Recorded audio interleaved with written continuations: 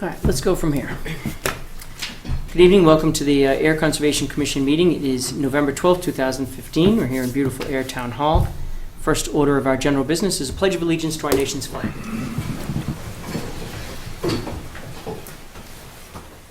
I pledge allegiance to the flag of the United States of America and to the republic for which it stands, one nation, under God, indivisible, with liberty and justice for all. Thank you. All right, let's go right into our 7:15 meeting. Conservation restriction on Sandy Pond. All right. I'm thrilled that you're here. Love it. Remember it was Dave, but I don't remember your last name. Murray. Mr. Murray, good evening. How are you? Good evening. How you doing? Good. And you're CNF Builders? No. Oh. Sandy Point Estates. That's the original easement that we've got. Okay, way back. 2004? Uh, I know. That's when you guys started. Yes, this is. So, what I've come across, my understanding of things, is essentially all we need you to do is basically send us one with a date from this year. Okay. And then we can go around and sign things and theoretically do the process faster. But do you guys need anything new or different? Are there any reasons why this wasn't done in the first place? Only Mr. Murray and his company can explain that. So the process was started back then with the idea that it would be finished back then. So unfortunately, Exactly. It's probably got to go back through your folks to figure out if there are changes or differences between how that was done then and how it's done today. No, it was done at the time. Nothing's changed. It's all been the same. I actually tried to get it done in 2004. And nothing's changed since then. And at the time, we were trying to get the town to take it. And when we first got it approved, they were looking for a walking path. I don't know if you remember that. I don't remember the walking path, but it makes sense. I can't remember the guy's name. But he wanted to put signs out. And, Patrick. yeah, Pat, there you go. Thank you. That's who it was. Wow, good.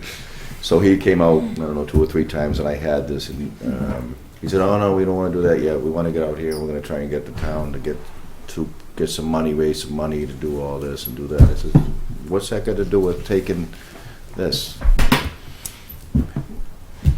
So here we are. Here we are. I'm not going to get into it. It's been so long. I'll do what you want. I have the stuff done.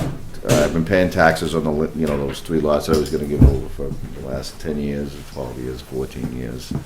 I tried to, right before town meeting, again, I tried to do this and deed the lots over, and we don't want it. I was like, okay. This recent town meeting or back No, then? no, 2013, when they accepted the road. Yeah. Okay.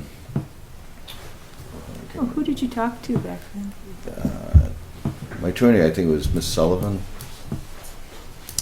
In planning board? Planning board, yes. Yeah. Well, Yeah, we had sent her a few letters. Well, you're 2 for 2 so far. So, Well, my attorney at the time, he's actually not my attorney anymore, but at the time, we were trying to get it off the books. I mean, like I said, it's been done. The work we did with National Heritage, the only wetlands actually that were over there that we affected was the crossing. mhm. I don't know if you remember that. I The do rest remember of- that. Right, remember that? We walked out there and there was nothing else out there. We were all away from the buffer, so all these things that Brian was talking about, notice, would you have to get releases of the certificate of compliances and stuff? I tried to get rid of those, I don't know how long ago, and said, listen, we're not even within 500 feet of a wetland on the main road. Sure. And Well, it was I think just so that if it feels any better, yep. it was a project-based. So once that gets attached to the deed, that the whole property is under, that's Right. what the difference is. Right. So as a result, that's why there were other, so it's been simple. If someone sold a house, it's been easy to say, oh yeah, that house over there, that's certificate of compliance is taken care of, that's no problem. Right. It was all because of the beginning of the roadway. So One of the other things you could do, if you wanted to while you're at it, you can file for the certificate of compliance for the project. We can close the whole thing out. But that's what I was trying to do originally. Do it at I was the trying to same make it easy for everybody. I said, Sure. listen, I have everything's done, let's Yep. just sweep this thing and get it all done. Ask for a certificate of compliance for everything, so you Yep. don't get this, what you've been getting, because it doesn't really affect it. And I think we're supposed to be put on the agenda. I called up, and I didn't see it on there, and she forgot, or something like that, I forget. So then I had my attorney call and try and get it on. And it just started falling through the cracks. Well, I can tell you the first two problems you had make sense. The third one's a different issue, and probably the best thing for us to do at this point is if you Just want to do get it. the paperwork filled out, Right, absolutely. and we'll get you on the agenda. So Okay. why don't you please let us know when you have it filled out. All right. Send in the certificate of compliance request, Okay. and we'll do them all in the same hearing, and it'll go pretty quick. All right. If I remember correctly, we bring this to the Board of Selectmen. Wasn't it, does it have to go through the town's attorney? I just can't remember how it worked the last time. It actually, if I may, when we left it off with this attorney at the time, we had to go town council wanted to review it Right, in order to get the deeds and all that other stuff. sure, And I did it again, just to refresh your memory, when they accepted the road, sure. we had to do it again. And we sent, and they accepted the road and just left this, Well, so what'll end up happening is that the Board of Selectmen has to sign it. I don't know if Okay. you've noticed in there, the page that's in there is for the Board of Selectmen to sign. right, well, that's the only reason why I'm bringing it up, is Mhm. because at the time, the town didn't own the road or the right-of-way. Sure. Now they accepted it. I don't know if they still need that. That's all it's just a question. So my experience with the Board of Selectmen is that they're going to send it to town council Okay. no matter what. Yeah, okay. So the hope would be that town council says, oh yeah, I saw that when we accepted the road. Right. Great. Okay. I'm just bringing it up because, I appreciate little your, different. I appreciate your optimism, and it's quite, frankly, it's refreshing, but possibly misplaced. okay. Either way, it's going to go through the attorney. Either way, it's going to go through Board of Selectmen process, Okay. and then it'll get signed off that way. Okay, it doesn't matter to Do me, we whatever sign you it need. before the Board of Selectmen? We are going to send an email to Robert and ask him what he wants to do. Great. So, Awesome. well, thank you very much for coming in. Do you have questions? You talked about deeding the land, but this is a conservation restriction, which, There was actually 3 lots that went with the restriction. okay, On the left-hand side, this is where it got into with Patrick. I had 3 lots. Where the fenced area is and the Yes. turtle cross. Yes, Yeah. yes. Remember we And then I walked had it to put a that day? turtle pile there for them to Yeah. nest in. So there's 3 lots there, it's 1, 2, and 3. Right. And at the time, I have to deed those over. okay. And like I said, I've been trying to deed them over. I can't tell you how many correspondences I have, because I keep paying the taxes on it. And then I forget, and then it goes into delinquency. It's only like $20, whatever it is. But it's still like, all right, I run down and pay it. You know what I mean? It's just like, does anybody want this? You know what I mean? So I was gonna have the town just take it. Sure. But puts a blemish on my name, though. You know what I mean? So I Right, didn't right, do right, it. right. So just to let you know, I've been trying to do that so I could give it. So this will be good. So then how many issues there's a Well, the so- certificate of compliance idea. Right. There's the conservation restriction paperwork. Correct. And then the deed would be a third separate thing? Well, so the right thing for us to do is to take the conservation restriction paperwork and pass it into the town. At that point, we can talk about it. In fact, I haven't reread it myself, but let's figure out if the restriction covers the land or if the land is supposed to be deeded, or we need to better understand what it was. It's been 10 years, I don't remember. So, I'm with you. I gotta read it too. So we need to wrap our hands around how those 3 are tied in with what's there. Right. I'm just thinking the comment you made about bringing it all in at once and taking care of it all. You know, how many things are we bringing in at this point, it sounds like? Well, we can do 2 at once. So the only thing is the conservation restriction is a process. So he would submit it to us and then it would go to the town and it'll work its way through the normal machinations. That night, we can handle the certificate of compliance and take that right off the books. And if there's something to do with the deeding of the property, the only thing about that is that I don't know if it's covered under the restriction or if it has to be done. How did we do the last? So with Tooker, we purchased the property and it became part of the, belonged to the Conservation Commission, that still had to go through the Board of Selectmen for sign-off because we're an appointed commission.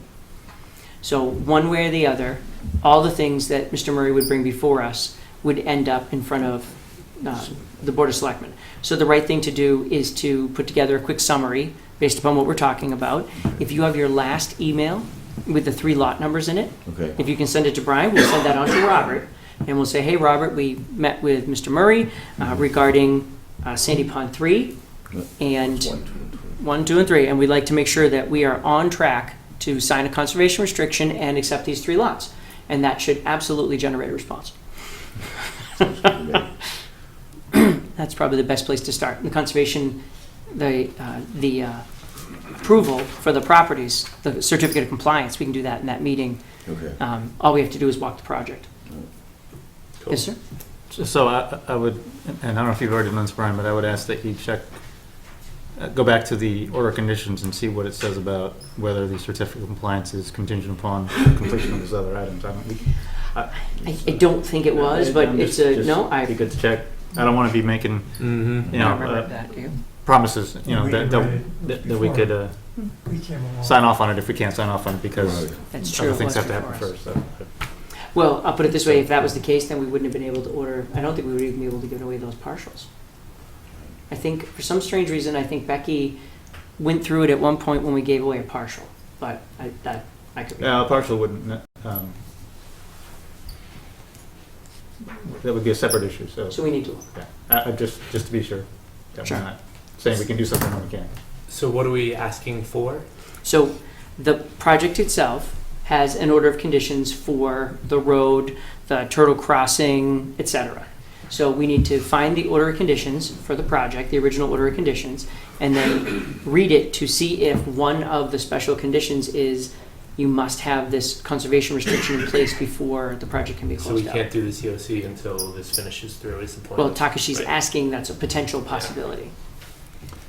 The other thing, and this would be for you to work out with the Division of Fish and Game, Fish and Wildlife, the conservation and management permit that I think was issued. Well, they've already signed off and everything, and they were calling the town themselves to find out why aren't you taking this.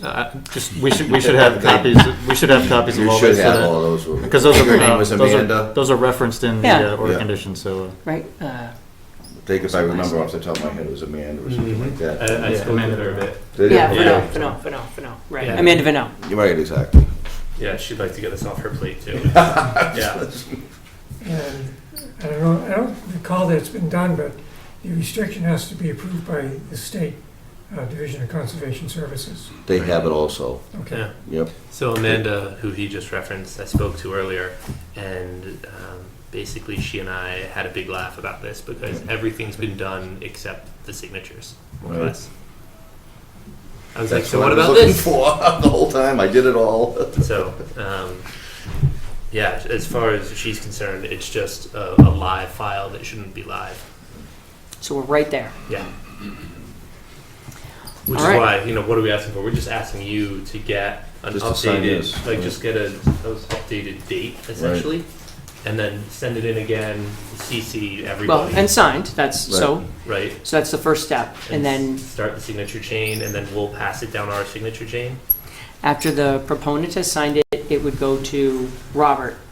And in fact, the best thing to do is to tell Robert it's coming, and Yeah. then So he's ready and for then it. make sure that we know how to channel it. My assumption is that just like last time, it will go to the Board of Selectmen, who would then vote to send it to Town Council, who would then get it back from Town Council and then sign it after Town Council has verified that there's nothing different. we can sign it first. When do we sign it? Well, that's what we should ask from Robert, because I don't think we signed the last one first. I think we signed it after they did. I'm pretty sure the order is. Well, it has to get vetted by town council first. Sure. Then we sign it. And then Do we have send it. to extend the order Well, of no sense. conditions in order to do this? Because I think the order of conditions is expired. So I'm wondering if we have That's a to. good question. Just a thought. We should probably start there. So after we locate the order of conditions, we can figure out where we are with it. It just depends on how you fell in the, I thought at one point you guys came and pushed it forward, and then there were a bunch of automatic renewals. So we would That's have why to I'm just, asking. It's real close. If we had one, I think it's this month. I think it's well, wouldn't that make sense? just a thought. Yeah. So then, Yeah, that too. All right, so we'll start there. We're gonna make so much paper. Brilliant. Okay, so, You got my number right, Brian? No, that was Gabe who called you. Yep. Alright. all right. So as I understand it, Mr. Murray is going to return, come back with a finalized document that's been signed by the appropriate signatories. We, in the process, are going to figure out where we are with the original order of conditions, Excellent. and we're going to ask the town administrator what the next step is. Maybe we get to sign first, maybe town council checks it, then we sign it, maybe town council checks it, the Easter Bunny grabs it. It's somewhere in the middle there. It'll all get signed off, and one way or the other, we'll make sure that we get you a copy of the email that says what the process is, so that at least you can check it off as we go. All right. And I'll check in on that OOC situation. Perfect. So if you send that email that with the lot numbers, Okay. you can double that Send up it as an in. OOC Okay. thing. Perfect. Brilliant. Game on. All right. Thank you very much. All right. Thank you. Good night. Take care. Right. All right. Let's do our 7:20 public hearing. A notice of intent, Mr. Wheeler for Willows Road Development. Actually, hold on a second. At the very beginning, I was waiting for you to ask if there were any adjustments to the schedule, We can do that right now. and we can nix 7:45. How about that? Interesting. Are there any other changes? No. Excellent. Anybody have any other thoughts or changes? I would accept a motion to approve the agenda as annotated. So moved. All in favor, say aye. Aye. Thank you. Excellent. Good evening, Shang. Hello. Thank you. This is the cards and this is the advertisement fee. Awesome. This corner, so I can see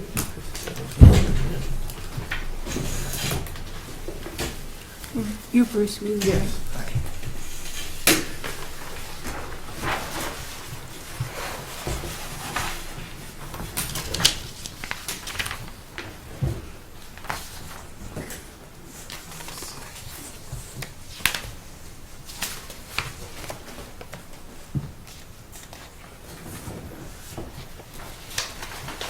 Okay, good evening. For your record, my name is Dasheng Wang from Creative Land and Water Engineering.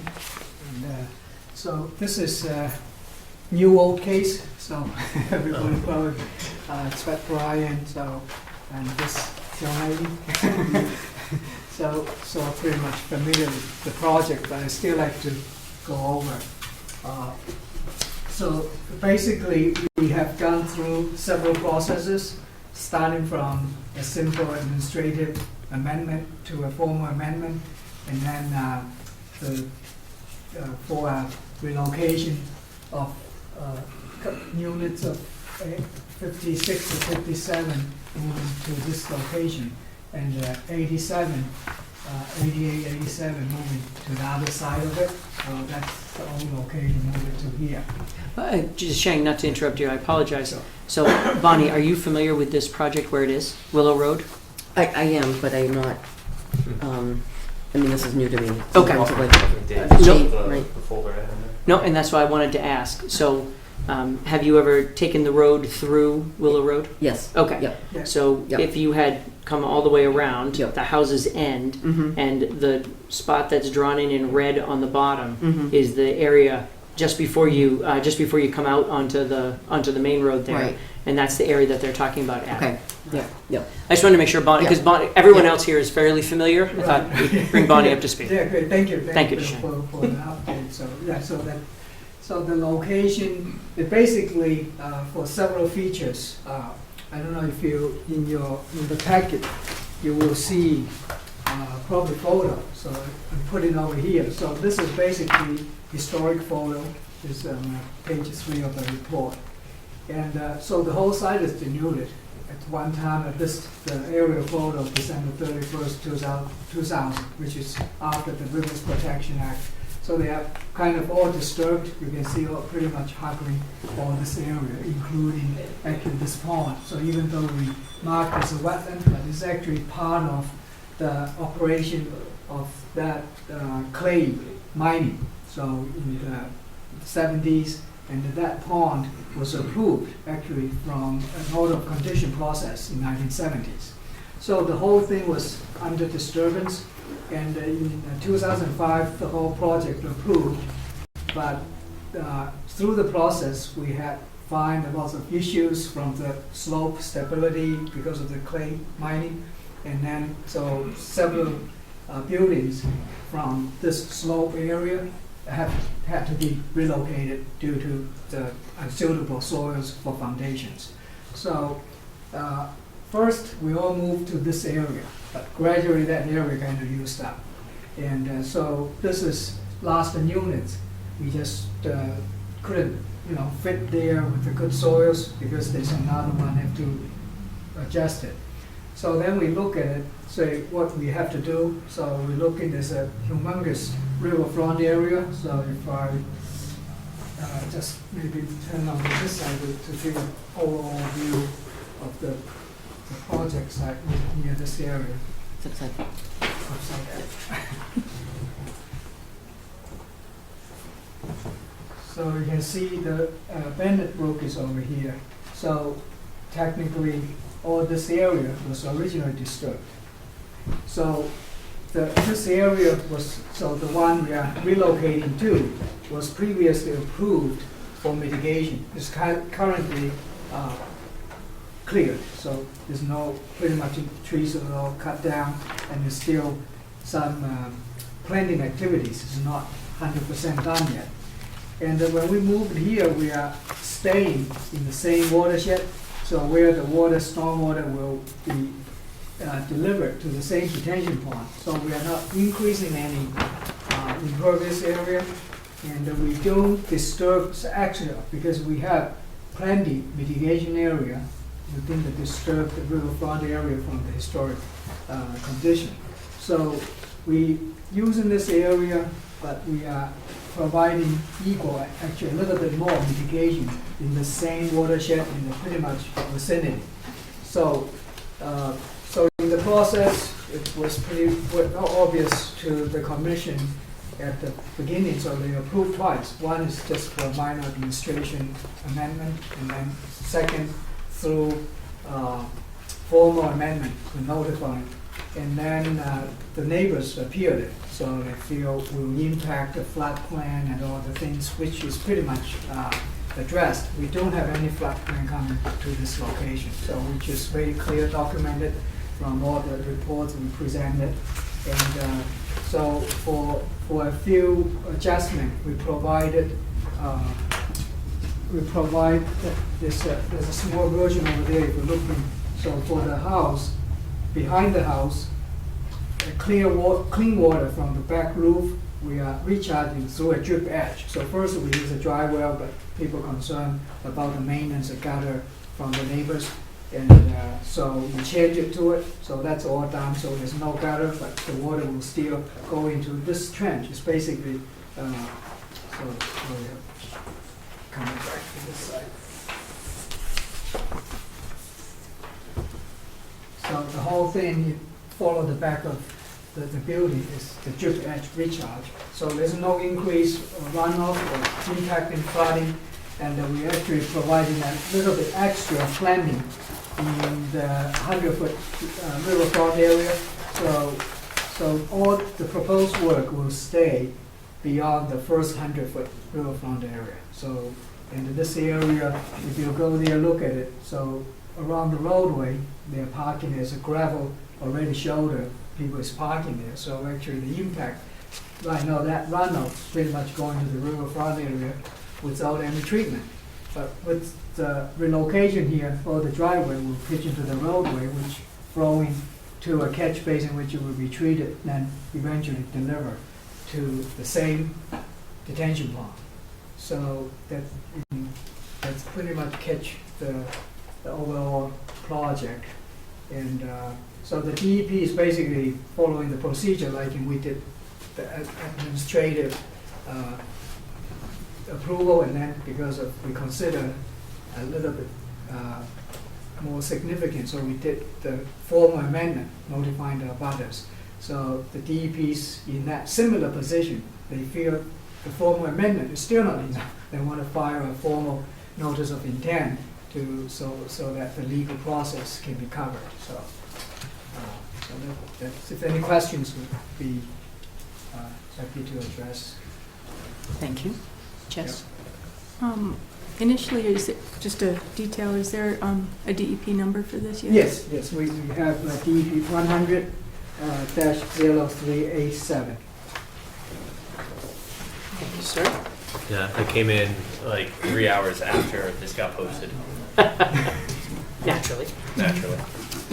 We have it, we have the card, so everything legally required, so we submitted the. So before we forget, can you pass the cards to Brian? Yes. Yep. Jess, did you have any, already done? Great. Yep. Jess, do you have any questions? Did you get the reimbursement check for the legal ad yet? Yes. Yep. Legal- Just submitted. And just can you remind me, what was the nature of the mitigation that this was originally slated for? The original mitigation, I was not part of the history, maybe Bruce, if you remember. So if you look in the, There's a note on the other plan, isn't there? right, no, on the overall note, you say what is the detail, the mitigation, or is it what the reason of the mitigation? The reason for it initially. What was the purpose of that, this area as a mitigation? Because this area is basically overall was kind of disturbed, and everybody knows are full of invasive species around that area. So it's kind of removed the invasive species, planting indigenous plants. That's what I see from the notes and from what I saw in the field myself. That's what probably was originally Okay. the reason.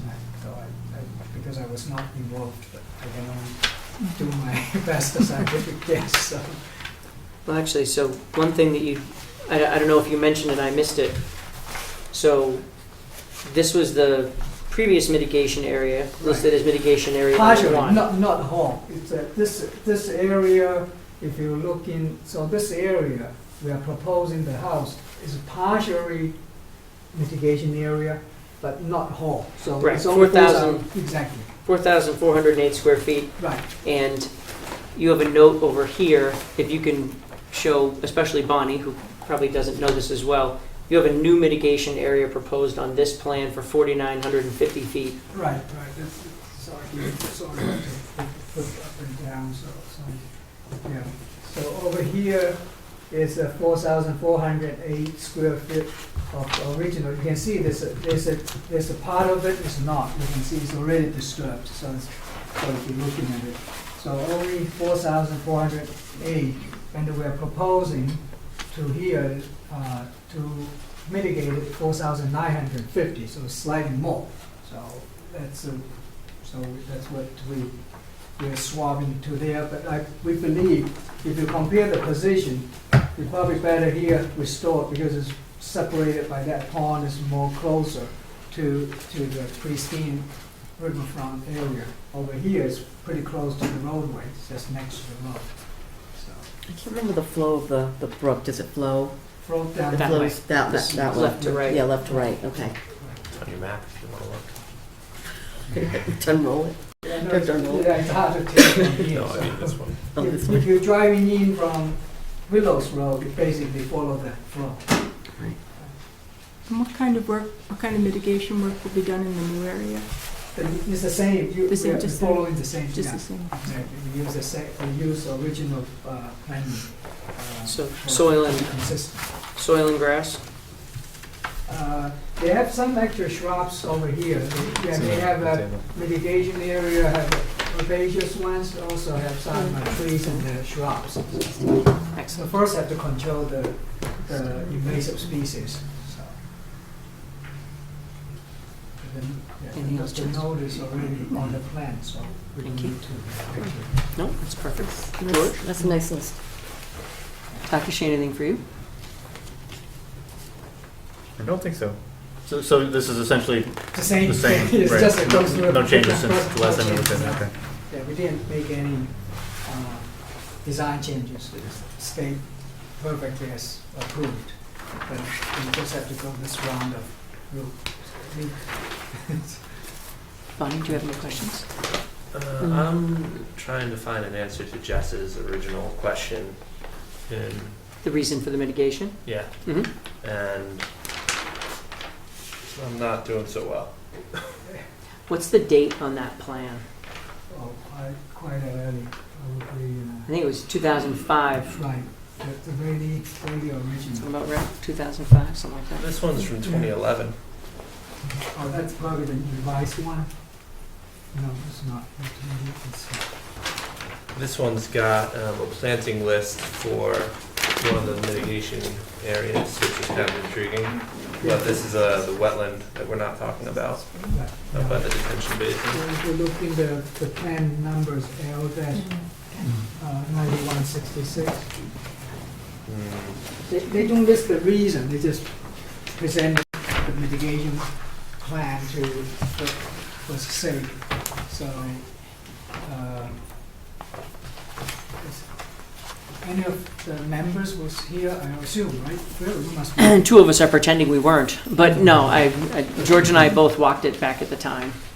So I just don't remember the specific reason for the mitigation. It was unfortunately, being 10 years ago, I don't remember what it was, but I'm sure we can find it. Yeah, I was flipping through the original NOI, and that didn't help. No, I read it, they didn't give a reason, as I said, if you just look in the photo, technically it's disturbed, you guys can mitigate, you know? That's a, Yeah. you were here, but the original process, for the reason why we mitigated. Mark was at the meeting, so I wasn't. So unfortunately, Mark couldn't make it, he was out of town. Yeah. But the important thing is, in my view, is not technically just the reason, is, so it's, we don't lose any mitigation. It's originally approved from the previous approval, so we get to provide equal or more mitigation, that's what we did. And at the last amendment approval, I think that's first that we didn't realize that the mitigation, I didn't because I was not originally involved. Then after the neighbor's question, so that was added to address that question if you recall. So right now we don't lose any mitigation area. Right. I think the important thing is, so for Bonnie, the important thing is that on an overall project, often there's work done in a sensitive area, and so the project does some kind of replication or mitigation in another area to make up for that. Right. So if we can stumble upon what it was, that's why, but in general, mitigation areas are for that purpose. Right. Does this require another site walk to approve? We will absolutely have another sidewalk. Thank you. Okay. Thank you to Sheng. Mr. Brown, you had a comment? Yes, the reason for the mitigation, just to answer that question first, was for the construction of the adjacent building, 95, 96, and 97. And so, because this building was partially within the 200-foot area, so this mitigation was to mitigate the disruption for this building. So, Mr. Brown, do you have that in writing somewhere? Where did that come from? That came from the 2011 plan that he was talking about right here, as well as the fact that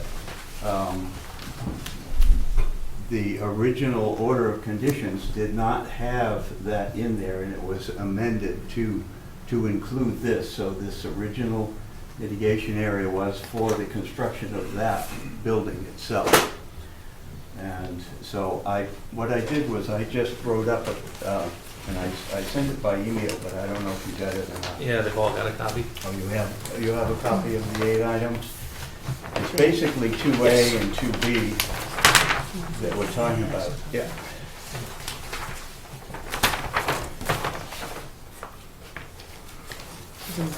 Mine was on the bottom. The- Looks like this.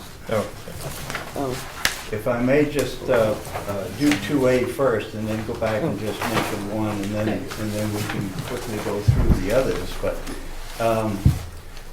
the old mitigation area within the 200-foot RFA was for unit 95, 6, and 7 was to be 68,960. And that's shown on previous plans that you have in your files. And planted with specific vegetation, which is what Jesse's question was. There is a table, table 1, on that plan that shows what types of vegetation would be planted in this area. It has not been planted at this point. This mitigation area has not been constructed yet, but that was what the original plan showed.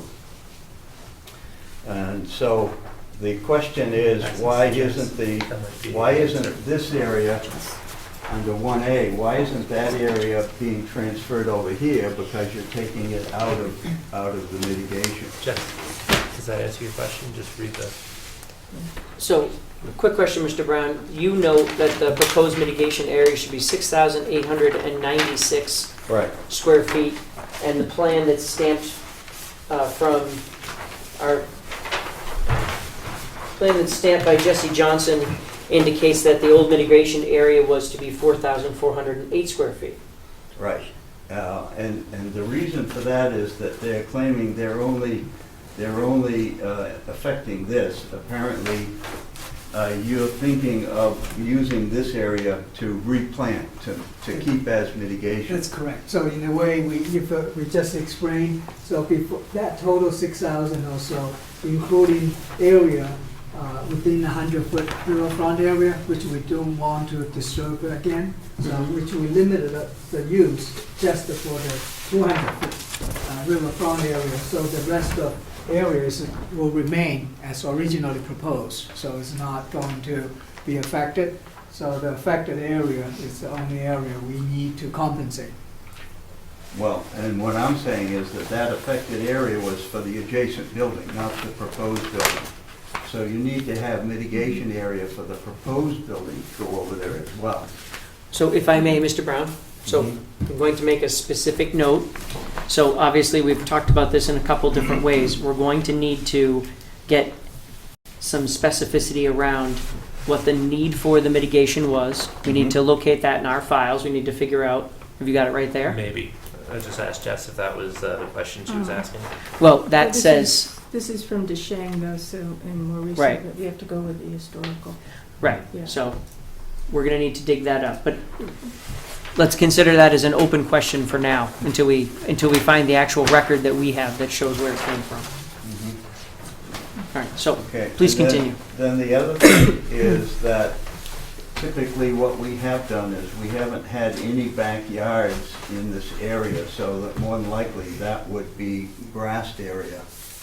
It would be maintained landscaping area. And so with this presentation, that changes how we had been looking at it, because we had been looking at that being landscape grassed area behind the building, which is exactly what everything else is. And so we were considering that the full 6,896 square feet would have to be moved, because you in effect are changing that whole thing when you build the building and landscape the back, as well as we felt that we need mitigation area for the new building, because originally this was waterfront, 200-foot waterfront.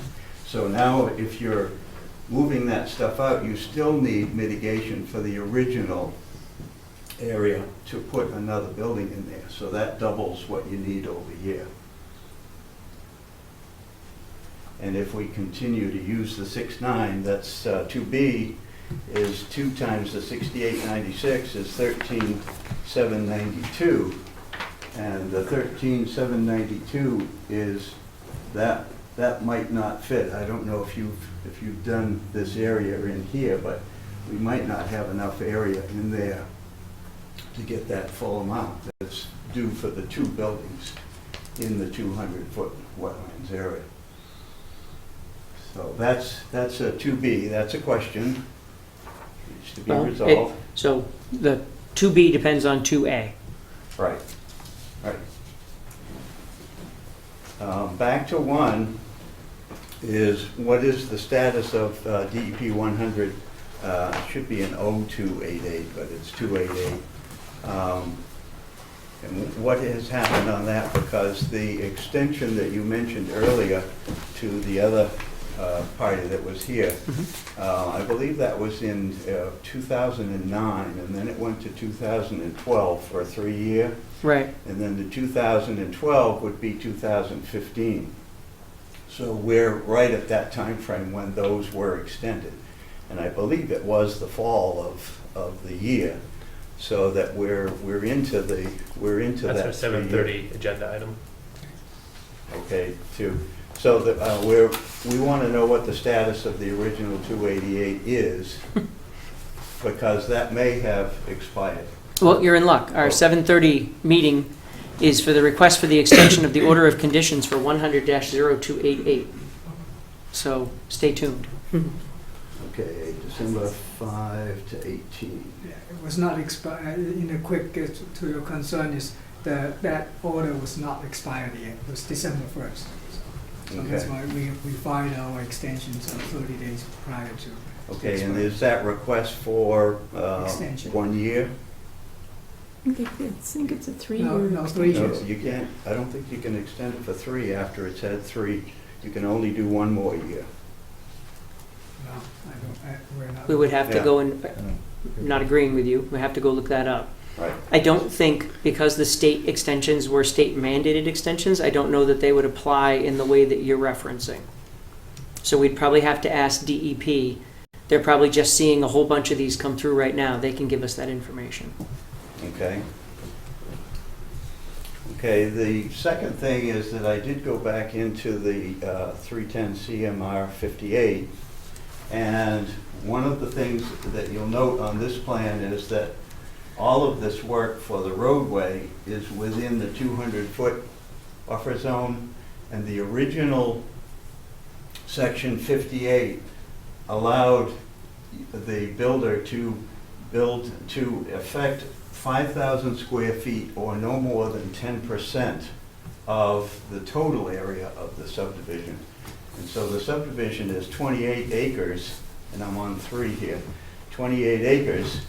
So 10% of the 28 acres is 14,784, and there were 35,000 square feet that were affected in the 200-foot zone by building the road and building the drainage and what have you.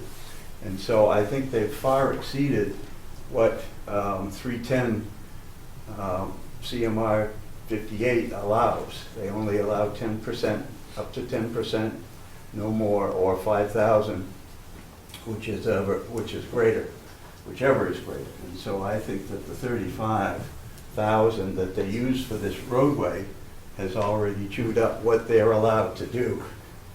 And that would include this area in here. So that if that were left mitigated and they moved mitigation over there, they've still used up more than the 14,000 that they're allowed for the whole site. Could I ask one question related to that? I think if this is now under a new notice of intent, does that apply? Because this is effectively saying this area is separate from the original. So do the same It ties in. mathematics apply? So there's 2 parts. Right. So the first part is that this is a new notice of intent in an area that's already under a notice of intent. Okay. So in this particular case, we should probably go and get an opinion from our circuit rider as far as the applicability. Right, yeah. Please continue, Mr. Okay. Brown. Item 4 is no data on the soils, and I know that their original request, when they wanted to do it as a field change, and then when they wanted to do it as an amendment, and now with the notice of intent, they're declaring the soil in this area to be unsuitable for the 3 units. However, in the same plan, they're proposing to move 87 and 88 into those two areas. So the question is, if the soil isn't suitable for this building, why is it suitable for these two buildings in that exact same area? And we contend that the whole site is the same material, to including where 87 and 88 are currently. And so we don't see any data that indicates that this soil is any better or worse than the soils over here, or for the rest of the site, or in fact the soils even here, because we do know that these soils here are the same as the soils all the way up the hill. Everything is a silty material. And they've had to spend extra money on all these foundations all the way through to build them. And so we don't feel that that's an excuse to move this building just because they think at that point, or they want to declare that that soil is unsuitable. We haven't seen any engineering or anything along those lines that support that.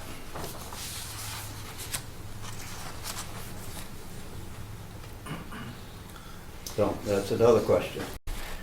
Under So, five, just to speak to your question, so I think at that point, what we'll have to do is we'll have to find out what the appropriate standard is for the riverfront alternative analysis. mhm. I don't recall there being anything about soil conditions or that the soil conditions would have to be documented, because I think we went through this the last time, but we can review that again. Well, no, what happened last time was that you got a letter from, I believe it was Ross Engineering, and they said, yeah, it's going to be too expensive to put that foundation in that site. Therefore, we agree that it should be moved. There was no data with that letter.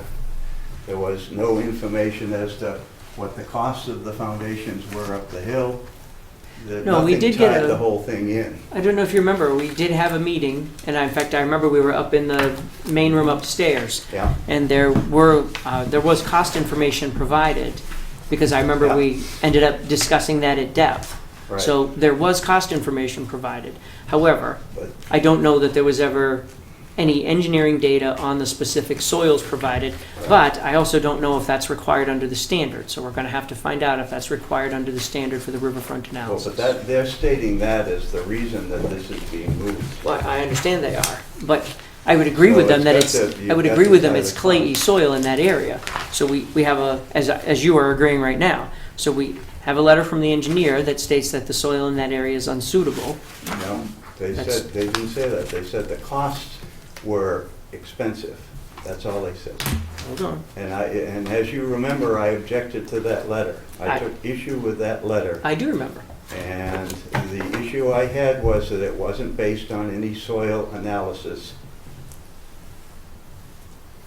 The Willows construction encountered some very unsuitable clayey soil in the areas with proposed Dover triplex unit 56 through 58 and one Somerset single-family unit 87 and 88.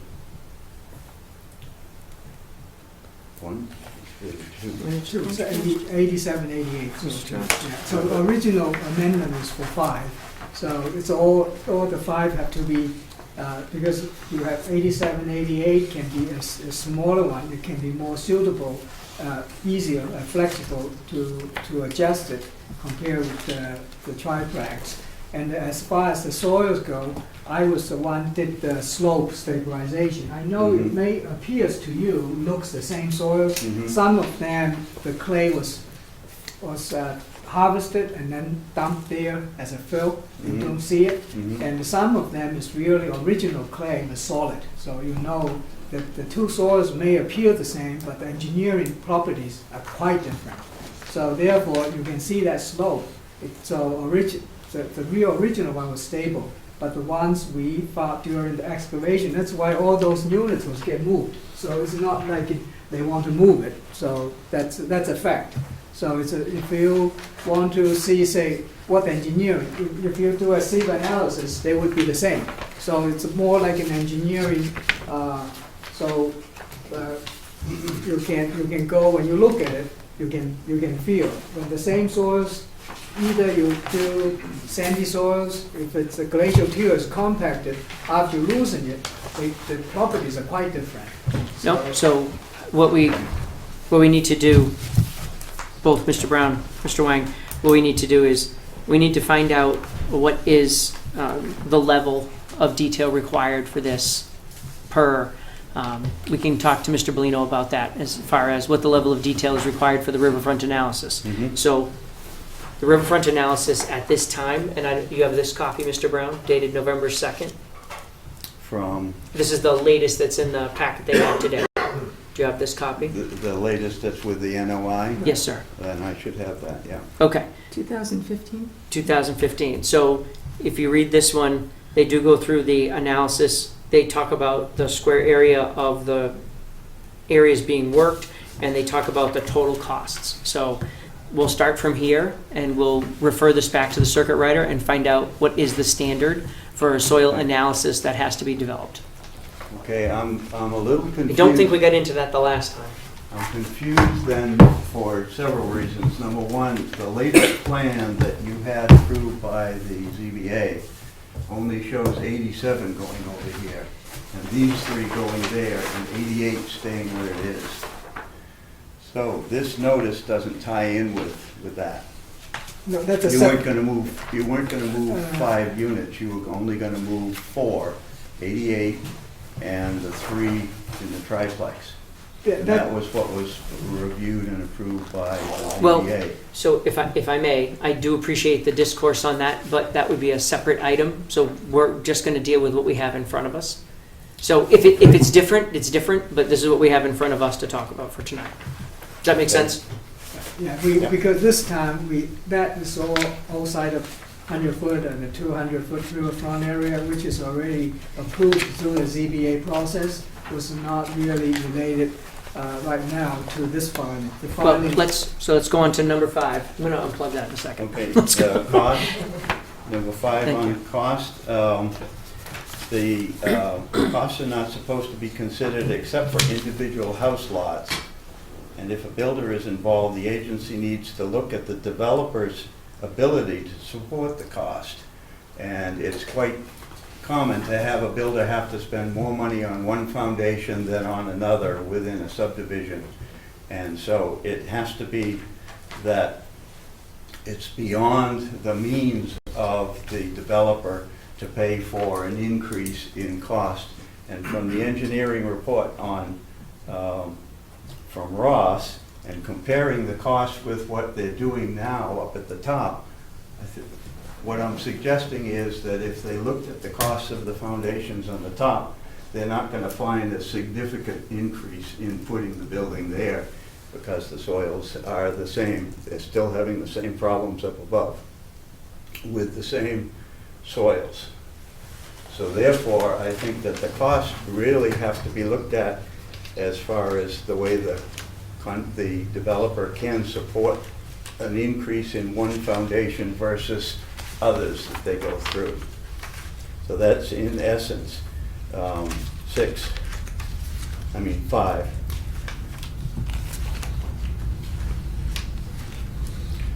And then 6 is basically the same thing.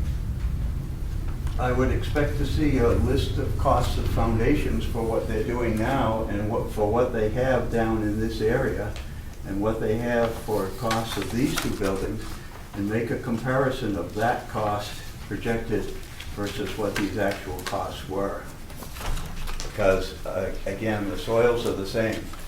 I have pictures of the hole that they dug here, it had water in it, the soils were exactly the same as where it eroded and what have you.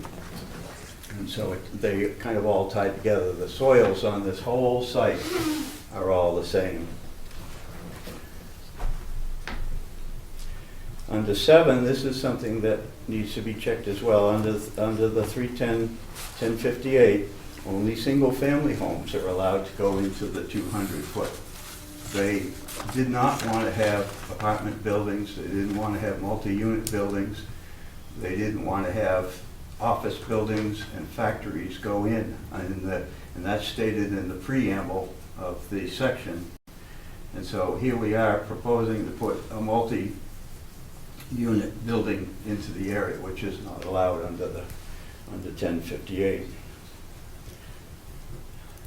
And then under the final thing is that all of the provisions under 1058 need to be complied with, and that's what the DEP letter said when they said, go ahead and resubmit a notice of intent. And so there are other things that I have noted in there, dates, timeframes, changes in zoning that had to be made to enable this to be residential versus commercial versus industrial. All of that ties in.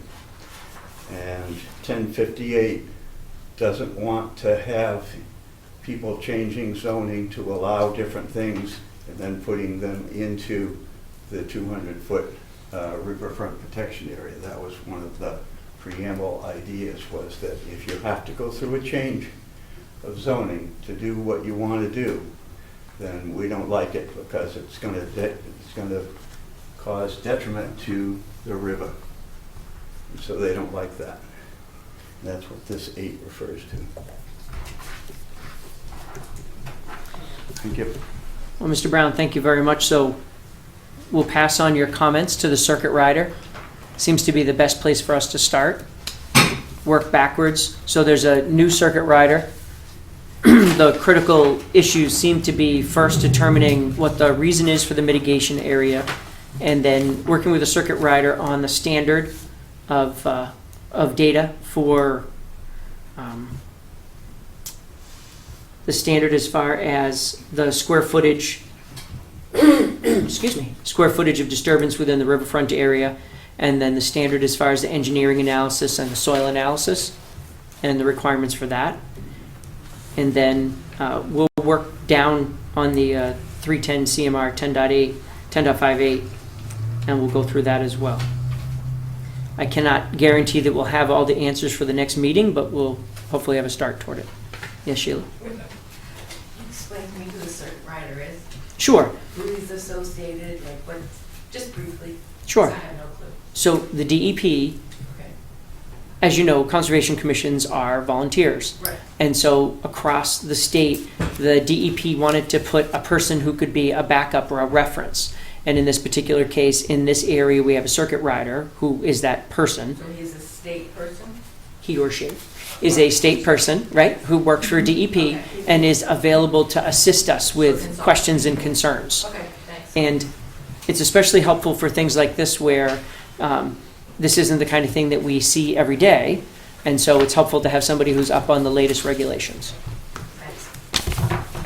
Yeah, we will try to get some response to the questions. So this in brief, I don't believe 10 CMR, so 1058 only applying to residential and single family, so it's applying to any project. So that's just a very quick response to that. They don't, so riverfront not just regulating residential or single family houses, they regulate any construction, any project.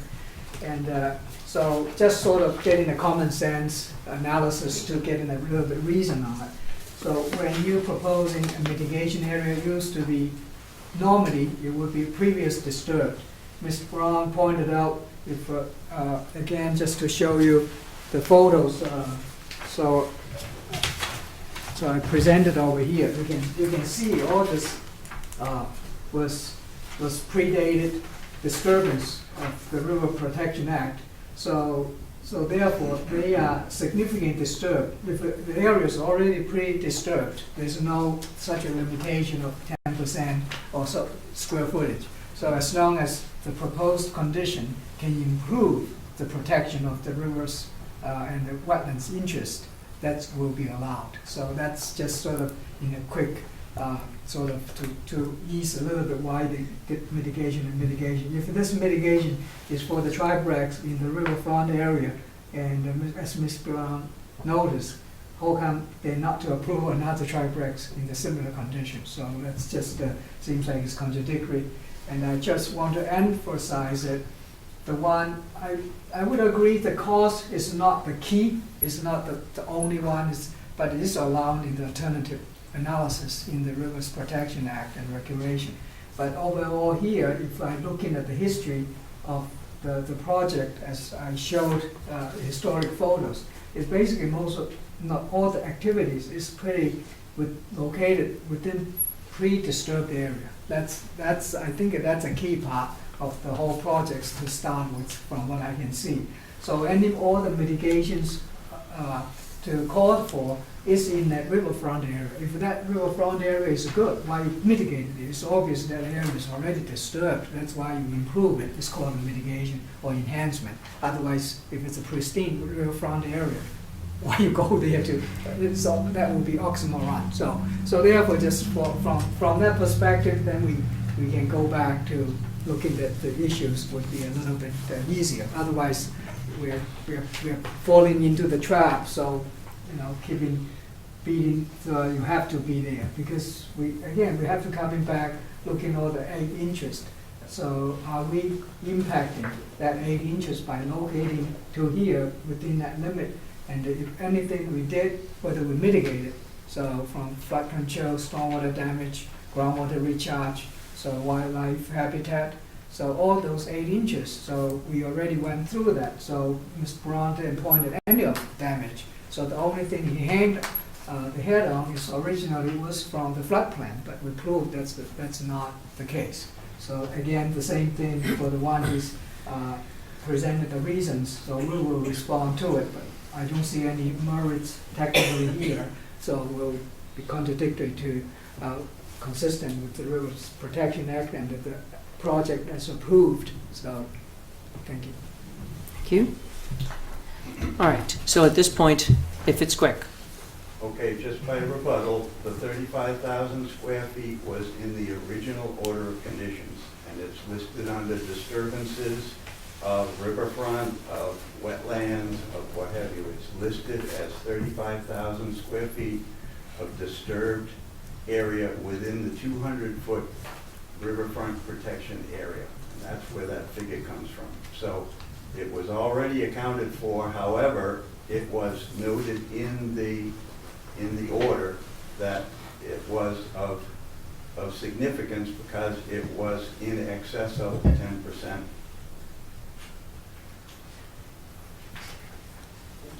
Right, it's for the same reason I explained. If that 35,000 square feet foot area was not originally disturbed, will be from the beginning won't be permitted because it exceeded 10%. So it's approved is because they already disturbed. So you can disturb an area already disturbed per se, but you have to design the way, like in original it's a dirt road, you have lots of sediment erosion issues going to the river. Right now it's paved with the drainage, with all the stormwater treatment. That's an improvement. So therefore it can be approved for more than 10%. That's all the key point.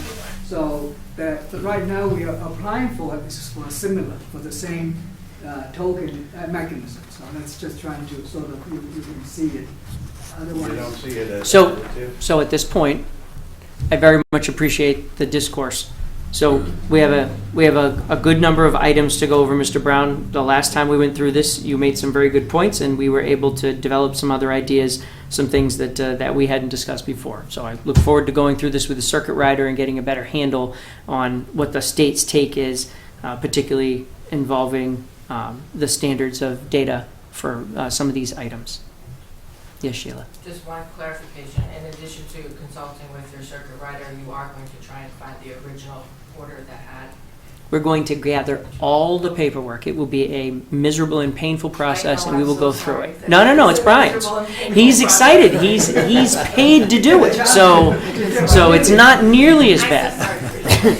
What's going to be miserable and painful is going back, reading through everything, Right. trying to make sure that we've nailed down some of these details that we're talking about today. What I'm concerned about is trying to figure out where we were coming from when we made these decisions in the original order. So we need to dig into that and make sure that we understand the mitigation area, the purpose of the mitigation area, et cetera. That's got to be one of the most crucial parts of this discussion. Right, okay, just want to make sure that we're on the same page. We're on the same page. Fabulous. Okay. So at this point, if there's nothing else, I would entertain, actually, I will not. I would say that we need a site walk. Yeah. So are folks available this Saturday morning? Are folks available early this Saturday morning, because I'm supposed to go to Montserrat with the oldest one? I know. Define early. I thought we'd do it nice and late, like 7:30. It's a good way. Fine. About 0700.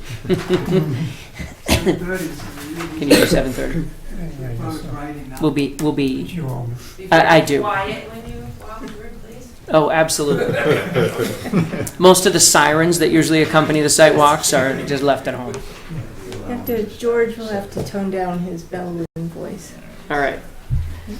So 7:30. I have to remind folks that the public is not invited to site walks due to liability reasons. So, all right. Can you be available for 7:30 this Saturday morning? Wonderful. Okay. I have to be in Boston at 10:30 or so.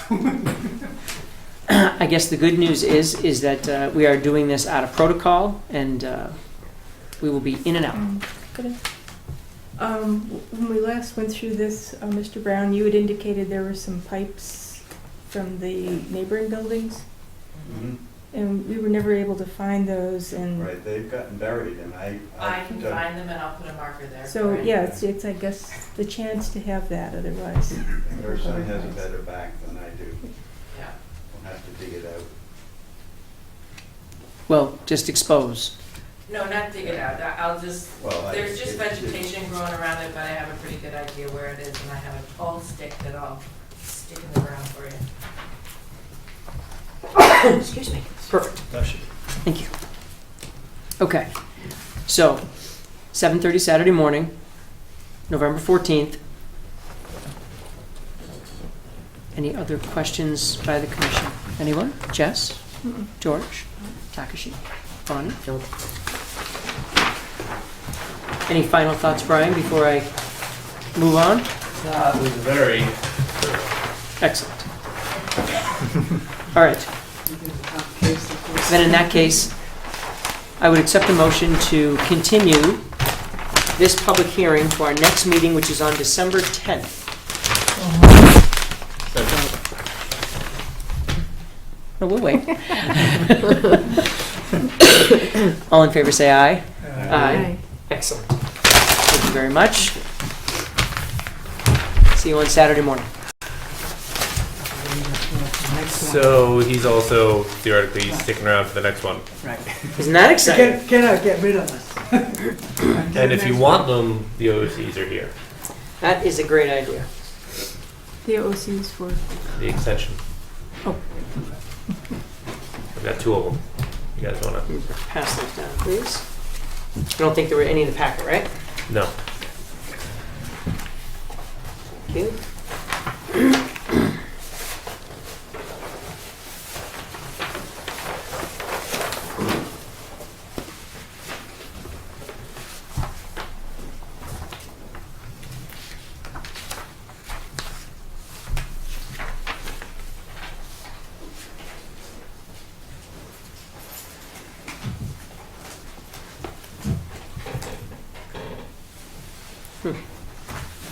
Forgot about that. Okay. So, our 7:30 hearing is for the request for the extension of the order of conditions for 100-0288. We have those both here. Do we have the paperwork for that extension? The signature page you're saying? Or, oh, no, I didn't bring it with me. It was just DeShang sent a letter. And Request letter and the old order of conditions and the extension was attached to that. right. I just didn't bring it down. All right. We want to grab that. Yeah, all right.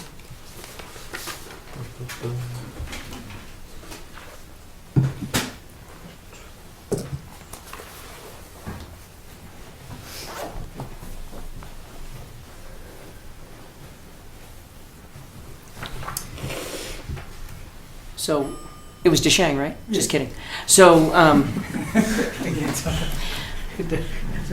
So, DeShang, during the previous discussion, Mr. Brown had a question about the number of years that the order could be extended after previous extensions. I'm just looking to see if there's anything written in here that addresses his comment. No, not as far, the commission basically have discretion to extend 1 to 3 years. So maybe the only thing I can ask is probably Bruce can explain how long we expect to finish the project. If we finish in 2 years, No, maybe it you says- can extend 2. No, it says specifically, this order may be extended by issuing authority for one or more periods of up to 3 years each upon application to the Right, issuing exactly. authority Yeah, at least 30 days prior to the expiration date. that's correct. So that's all, yeah, I have done this. Are you familiar with this paragraph, Mr. Brown? Yeah, you have the discretion Okay. to go for 1 to 3 Well, years. no, it came up as a question, and it's specific here. It says that it is up to 3 The years. developer has indicated they're gonna be done by September of 2016. Excellent. But they're requesting an extension for 3 years, so there's no reason not to provide it. Right. Yeah, if they finish early, they just apply for a Well- certificate of compliance early, so. It won't hurt Who anything. knows how long this Yeah, process could Right. take Right. with It's- with yeah, it's, the it's, relocation. So I think just to be safe, we do believe that we're gonna be done, within less than a year. But I think it would be prudent to do the 3 years, just to save back and forth. No, for what it's worth. Yeah, it doesn't hurt anything, so technically. Yeah. All right. So I hope we've answered that question. And so when Brian comes down with paperwork, we can move on from there. So I will, since we're waiting for the paperwork, Jess, do you have any thoughts or concerns or questions about an extension to this OOC? No. George? No. Takashi? I just want to go through the map. So it was originally issued in December 1st, 2005. Hold on a sec. This one's fuzzy.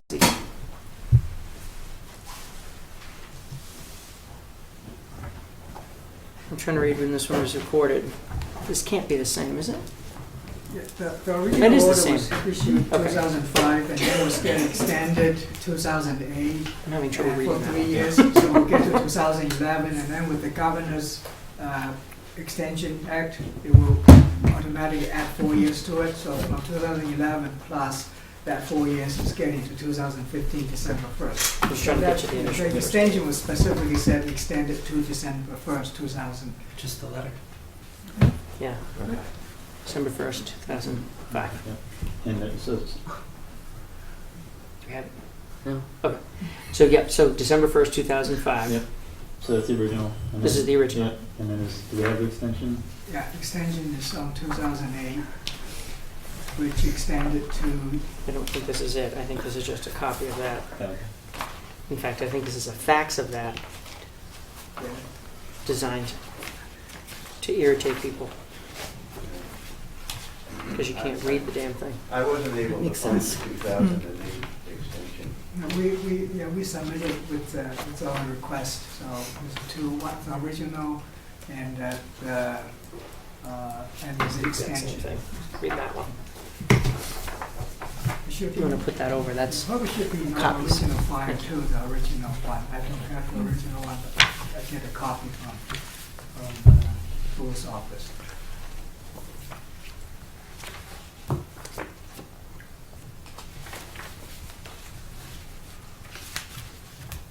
So we dropped two sets of it, or, he's just running to get what you submitted. yeah, I see.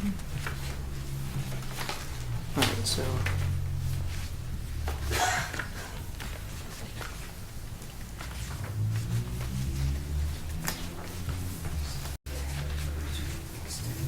So, I agree with the map, but it'd be good to have a copy of the extension to go. No, I'm absolutely agreeing. Yvonne, can you stick this over Yeah. in Brian's area?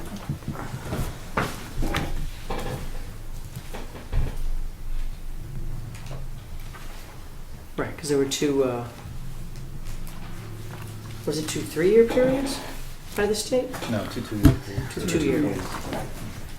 So anything for you between 2008, August 15th to August 15th, 2012, automatically is valid or applying, so automatically receive 4 years extension from the date expired, so which is December 1st, 2011. So from there, you add 4 years to it, so it's 2015. Make our life a little, you know, to help us to get Alzheimer's, you know.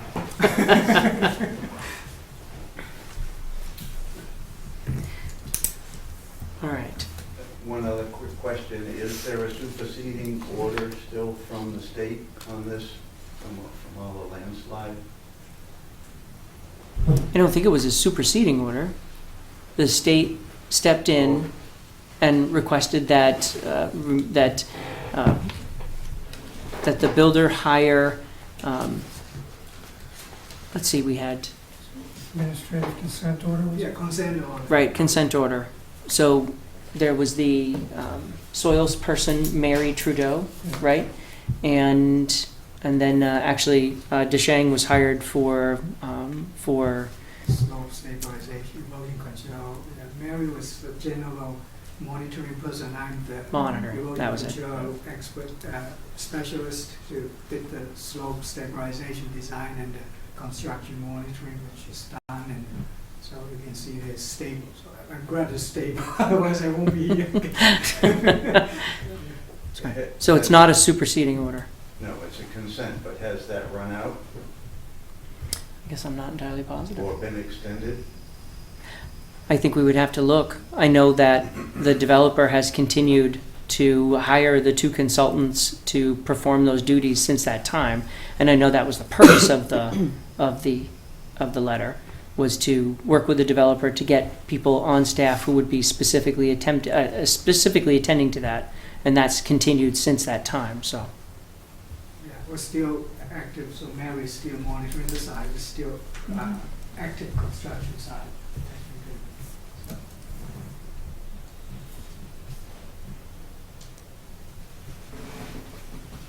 that's an interesting question, Mr. Brown. I don't know that it has to be extended. I would check that too. I It think has to it's be 2000. ended with like a compliance. They would Right. issue- Right, but I don't think it has to be extended. I think it just exists until there's compliance, right? Yeah, I did one, pretty much, the major thing is the slope stabilization.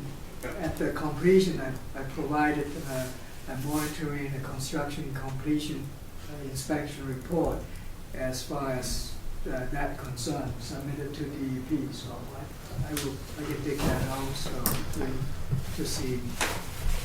As far as I know, we're in compliance with that consent order. So we don't have any violations since that consent order was issued. The major thing that consent order is to make sure we stabilize that slope and we don't have excessive turbidity going to the existing wetland pond. So, or go beyond to Bandit Brook. So, as far as I know, we have it. And some sort of very extreme flow. If you get more than 3 inches of rain, you can have an M-drain, because that kind of considered as extra stock, and but we need to bring back to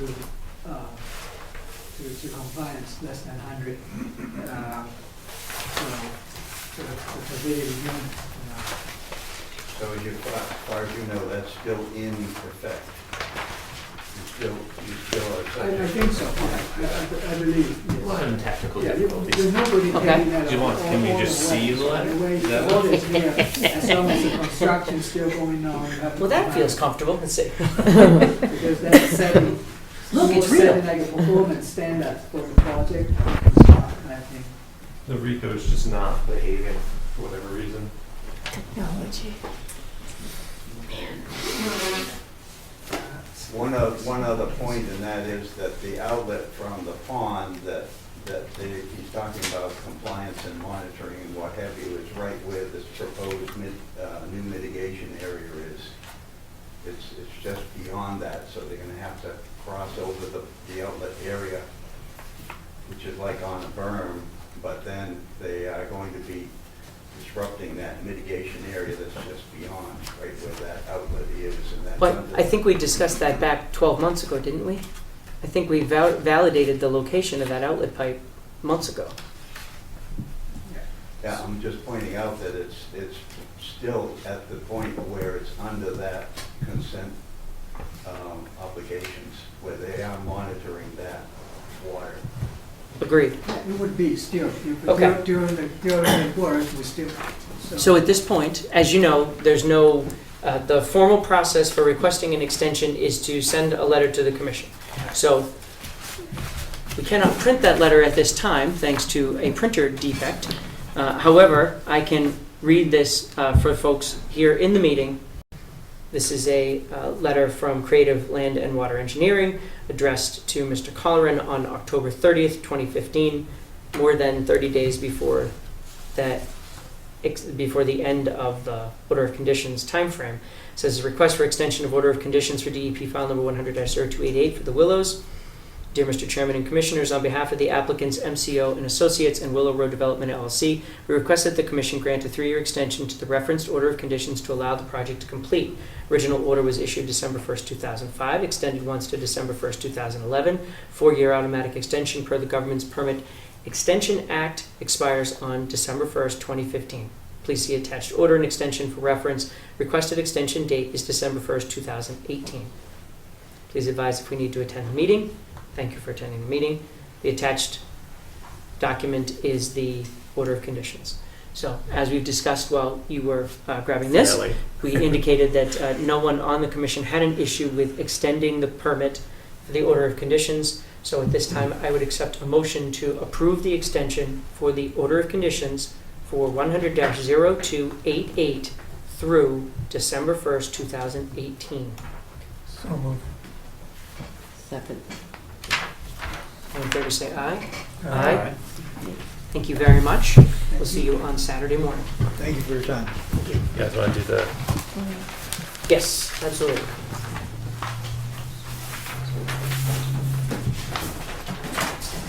You probably couldn't tell I was folding my plan because it was wicked quiet.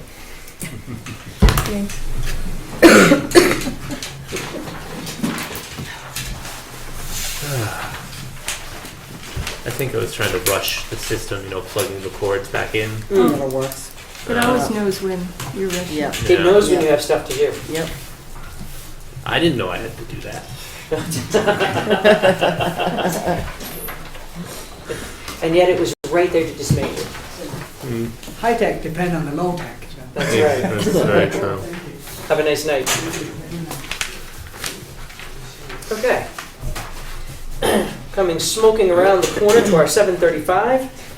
Public meeting, request for determination of applicability, 1 Nemco Way, jurisdictional status clarification of an intermittent stream or drainage channel.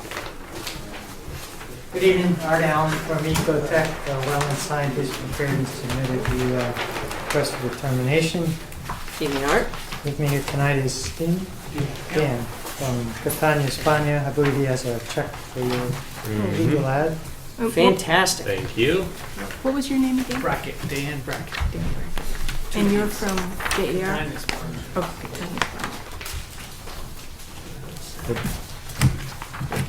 okay. Okay. We're here tonight to hopefully get a negative determination is what I've requested on the an existing stream channel segment that's on the west side of the Catania España warehouse building, between their driveway, connecting their parking lots and Westford Road. There's an existing stream or drainage channel there. Appears that that stream or drainage channel only conveys stormwater runoff and upland runoff. It connects to a culvert, existing culvert under Westford Road, that then connects to 2 drainage sumps that consolidate other stormwater culverts from Mulberry Circle across Westford Road and from catch basins up and down Westford Road. Again, that connect to that culvert under Westford and then dump into this little stream channel segment that's labeled on the plan as existing drainage channel. That drainage channel runs from the head wall at Westford Road down to another head wall at Catania España's parking lot driveway, and then it goes underground through culverts and manhole connections until it gets to the labeled pond located to the south of the warehouse building. At that point where it daylights into the pond, then that pond becomes a resource area, or is a resource area, and it's continuous wetland from the pond down. But I believe that that little segment of stream qualifies as an upgradient area under the definition of stream in the Wetlands Protection Act, specifically not regulated. So that's basically where I am and what I'm asking the commission to consider. So I don't make any mistakes. There are drainage structures in the road. There's a culvert under Westford Road, and Okay. it connects the two open sumps via culverts on the opposite side of Westford Okay. Road. So either side of Mulberry Circle, there are basically stone-lined sumps that consolidate other culverts. I There's think little Brian's seen decorative it. stone Sure, walls sure. here Yep. and big holes here, Behind them. and then I they gotcha. drain in, drain in, drain in. Mhm. This runs into one. There's like 3 or 4 coming from here, and then there's a big one here that runs to this. Gotcha. So, no, thank you very much. Yeah. So that's how it's fed. Right. Okay, so it's, And I assume the one that I didn't connect connects to it under the road because there's no other outlet for it's a it. safe assumption. Okay. So I thank you for the information. So I guess the question is, you're asking if this is jurisdictional. Obviously, the water coming off of Mulberry, the stormwater coming off of Mulberry that travels into here. So are you planning to change this or interrupt the flow? What's the What's the nature of your I request? believe they want to extend the existing culvert, and Dan might, I mean, again, I don't, this isn't really related to a project, this is just, for purposes of I determination. understand but I that. think they want to extend the existing culvert. Who's they? Catania's. Catania, okay. Okay. So, good evening, Dan. So, the question is, what do you plan to do? And the only reason I ask is because jurisdictional or not, we just want to make sure that you're not going to affect it. It's doing a job. So, what's the overall plan, sir?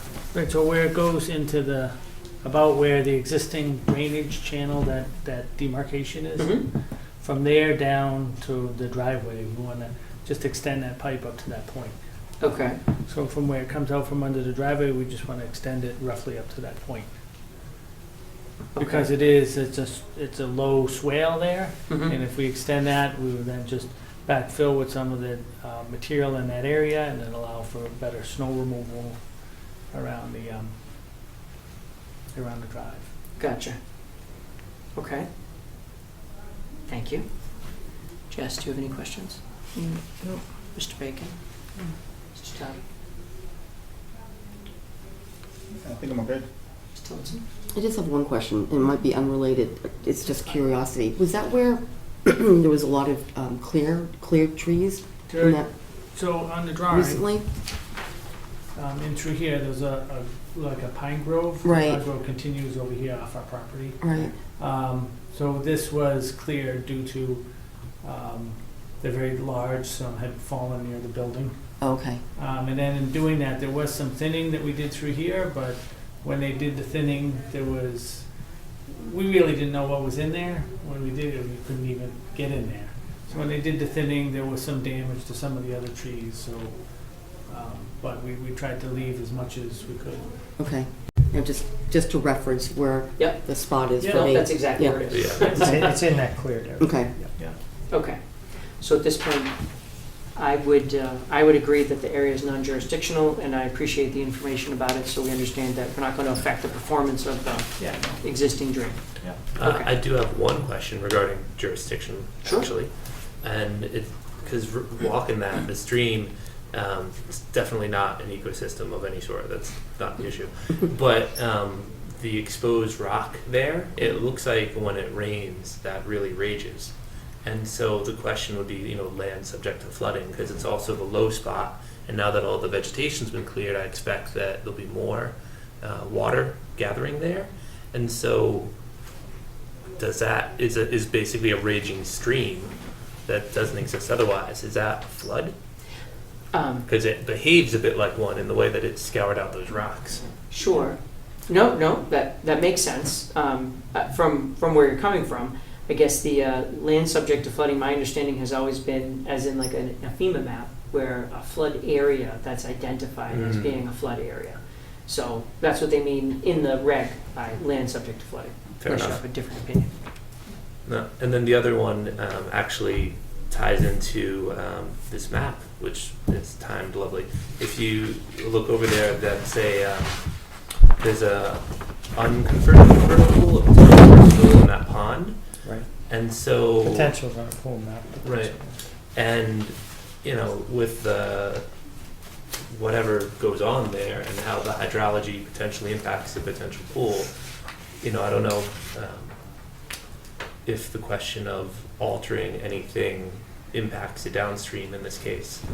And so, that would be the other potential jurisdictional thing if that turned out to really be a vernal pool. And then, you want to be talking about the hydrology contributing to that pool maybe a little bit more in depth.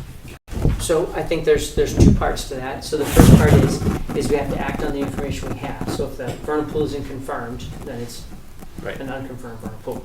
The second part is that the work that's done over here, if I'm remembering the topo properly, and you took a visit here? Yeah. So if I'm remembering the topo properly, if they're improving this drainage channel, they're actually going to reduce some of that overland flow that would have originally affected this area. So based on our discussion, which is not the same as issuing a negative determination, based on our discussion, what they're planning to do, that ties into an improvement that they like to make in that area. And if anything, I would think that would be an improvement to this protected area over here. No, that's fine. I'm just raising sort of the edges, if you will. No, I'm fine with that. I just want to make sure, that was the reason that I asked what the plan was. Because no one comes to us and says, we'd like to make an area on our property non-jurisdictional just because.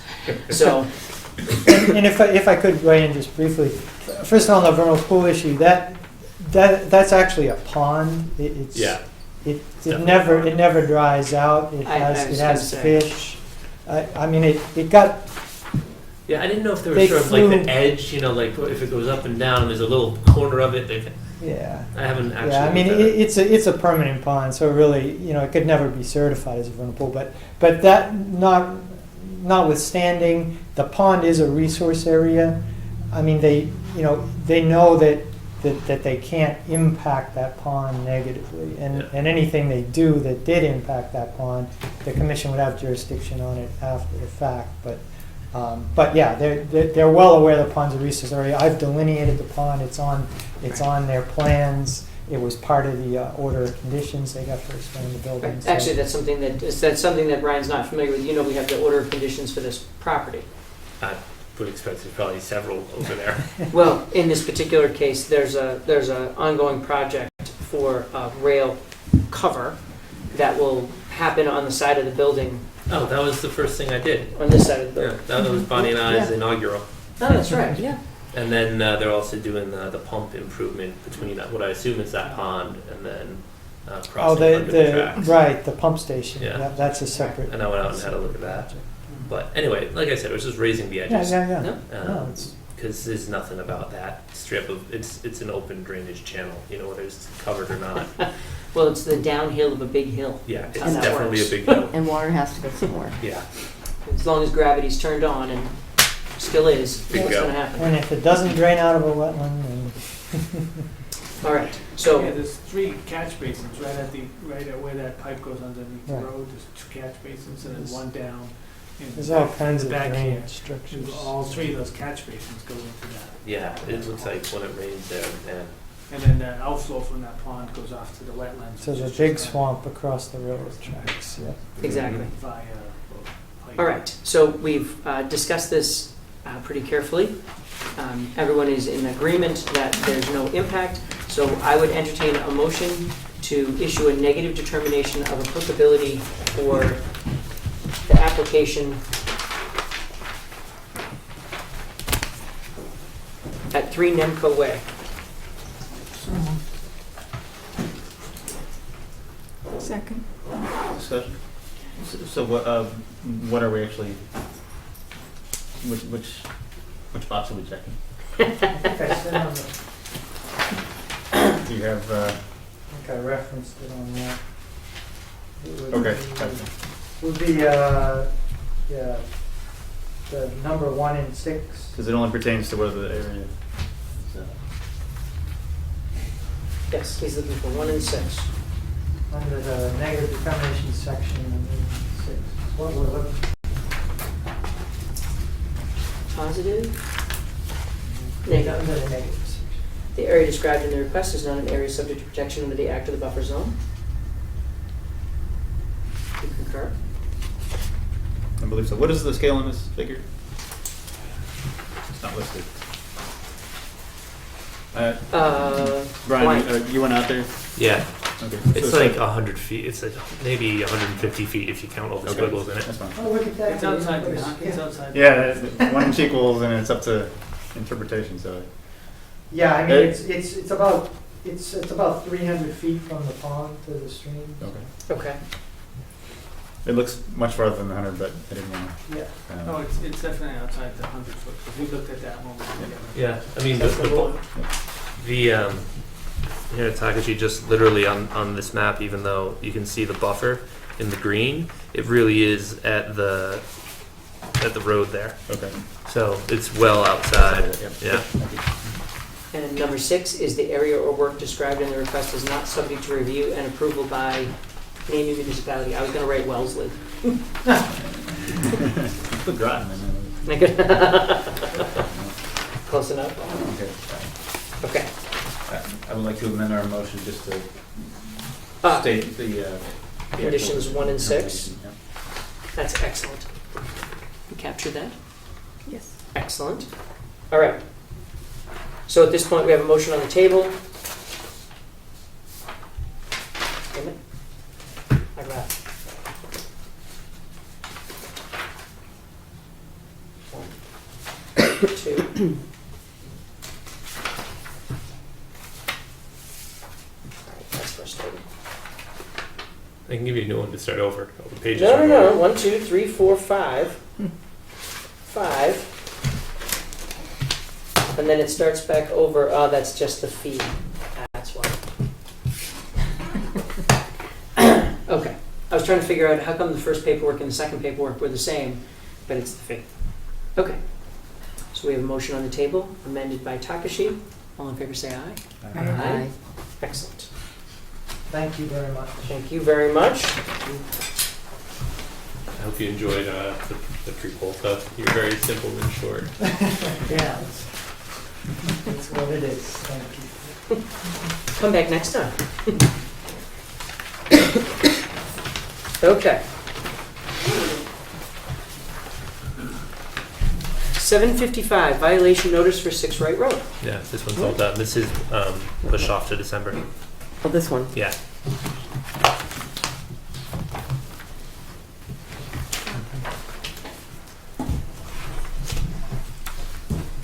Good evening.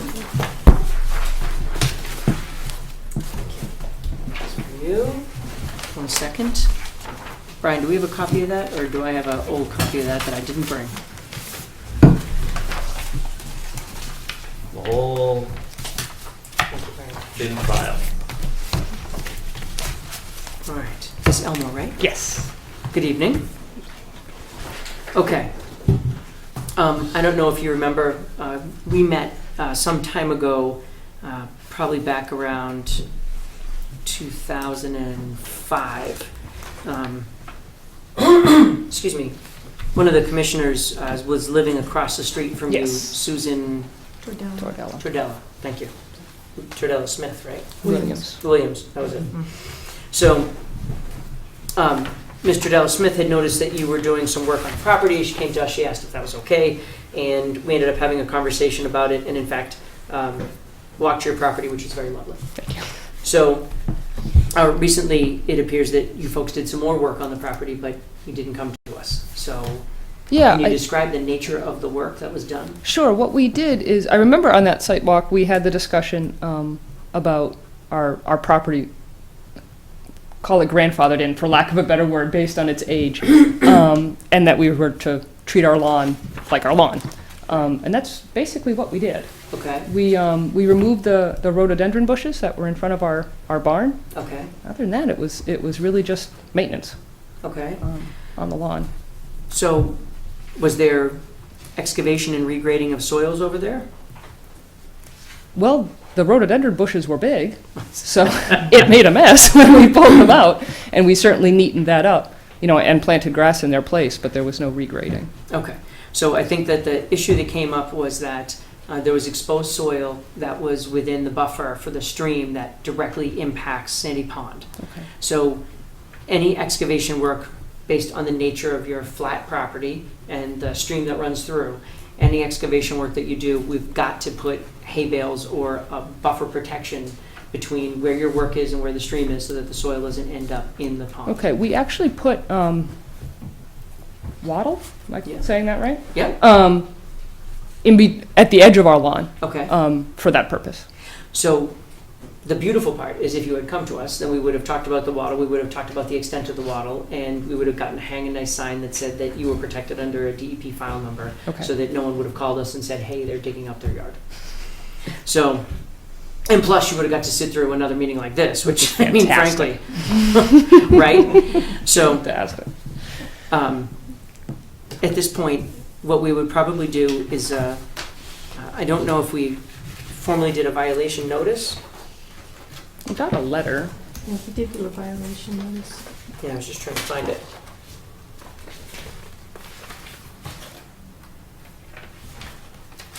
I can show you what you sent me, but that's about all. No, got. I Is have that what different? sent you, but it's,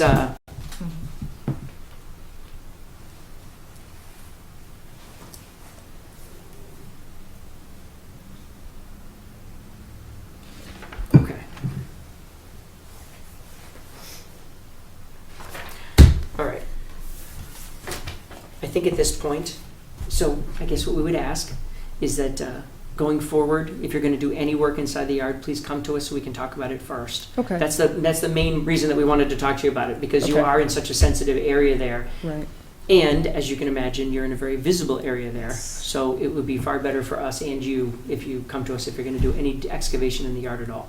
That way we can work together to create a plan. As we talked about when we were there, we're not trying to stop you from mowing the lawn over there. We're not trying to, we're happy with what you're doing. Great. But if you're going to take on any other projects, please come forward. Great. A follow-up question. What is the timeline typically like if we have no plans to do anything? We're Sure. done to the best of my knowledge, but we wanted to, I have no idea what we would want to do. Let's Put say up a you- stone wall. I Sure. have no idea. Sure. Let's say you were going to excavate a trench for unknown reasons across Sure. your property near the stream. Sure. Okay? What's So the what timeline would, like? What would end up happening is you would provide a plan. In your case, you would have to flag the area around where the stream is. So you would end up hiring either a biologist like a David E. Ross or a similar place. They would come, they would flag the area to say what needed to be protected. That's not, we can't flag that ourselves. Well, there are, one thing that you can do, so in one area, what we have done in the past is flagging the area, flagging the edge of the wetland area is generally done by a wetland scientist because you have both vegetation and soils. And the only person who can do that or who can make those discriminations Right. is a wetland biologist, a person who's trained at it. Okay. There are other ways to do it, whereas if you had a large property, we could say, you know what, we're going to go 300 feet away from where we think the wetland is that good enough? Right. But you don't have that That's my entire kind of property. space. Right. That would be your neighbor's yard. If you're Correct. doing his project, that's different. Correct. So in this particular case, you would hire someone who was trained to make that delineation. They would then work with us to create, with you to create a plan that would say where you were going to put the wattle or other buffer treatment.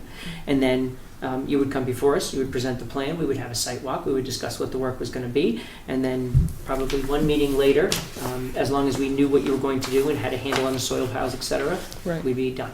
Okay. So you're probably looking at between hiring someone, filing, attending the hearing, and coming to the second hearing, you're looking at probably 90 days maximum. Okay. That's my guess. I hear, just listening to what's going on, I hear years and years and years and years and years. And it makes you nervous. But Well, okay. so what you actually heard was that a very, very large project, so that's the Willows. Yep. On the way out on, Yeah. just before you get to Littleton. Yeah. that project has been going on for years and years and years Right. because it was an extensive project. Yeah, sure. And Sure. they are sensibly asking to extend their order of conditions so that they're protected to continue to do their work for 3 years, Right. because everybody thinks they're going to be done in 6 months, and no one ever is. No, right. So, Okay. anybody have any questions for Ms. Elmo? Okay. All right. Thank you very much. Thank you very much. Look forward to seeing you if you have a project ahead. Okay. Thank you. Thanks.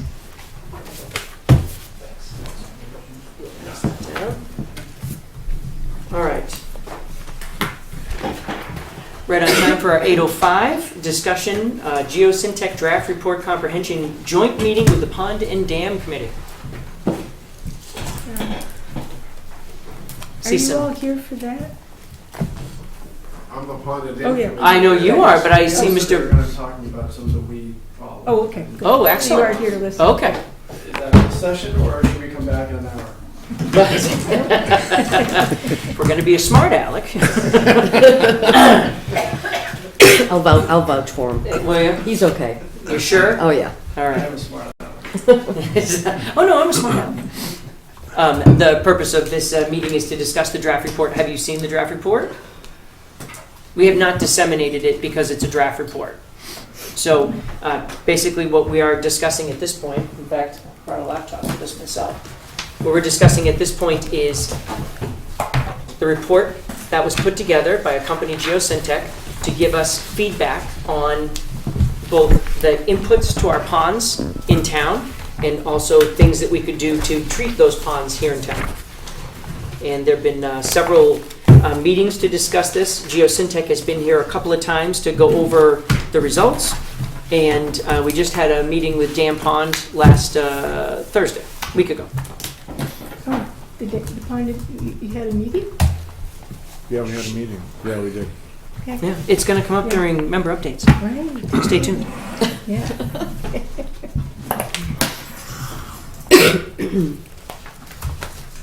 Okay. Can I just, for clarification, all jokes aside, is it the Pond and Dam Committee or the Dam Pond Committee? Well, it depends on the Board of Selectmen member you're talking to, I Right, think. Yeah. I prefer to call it the Dam and Pond Committee, so you can't get those kind of questions. Well, see, that's why I like Pond and Dam. because you really couldn't do it. I really think it spoils the effect, Yeah. but. Yeah. All right. I'm going to take a 2-minute recess while we wait for this to fire up, because I assume you're going to put it up on the big screen, which makes it a lot easier to look at. I'm just going to get a drink of water. So Jess, am I going to usurp your note-taking role now? If I sit here and do this? Oh, you're going to take notes? Well, I can on the Oh, that's computer fine, thing, you know? because we're not really deliberating. Yeah, It's good. not really, it's going to be commenting on the Yeah. item rather than on the...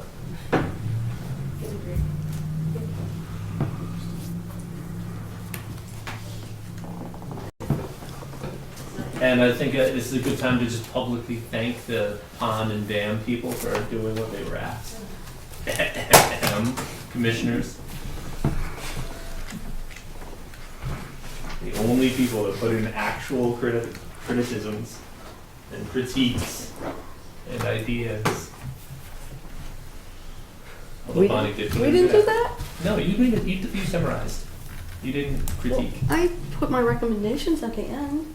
Oh, those were yours? Oh. Oh, buddy.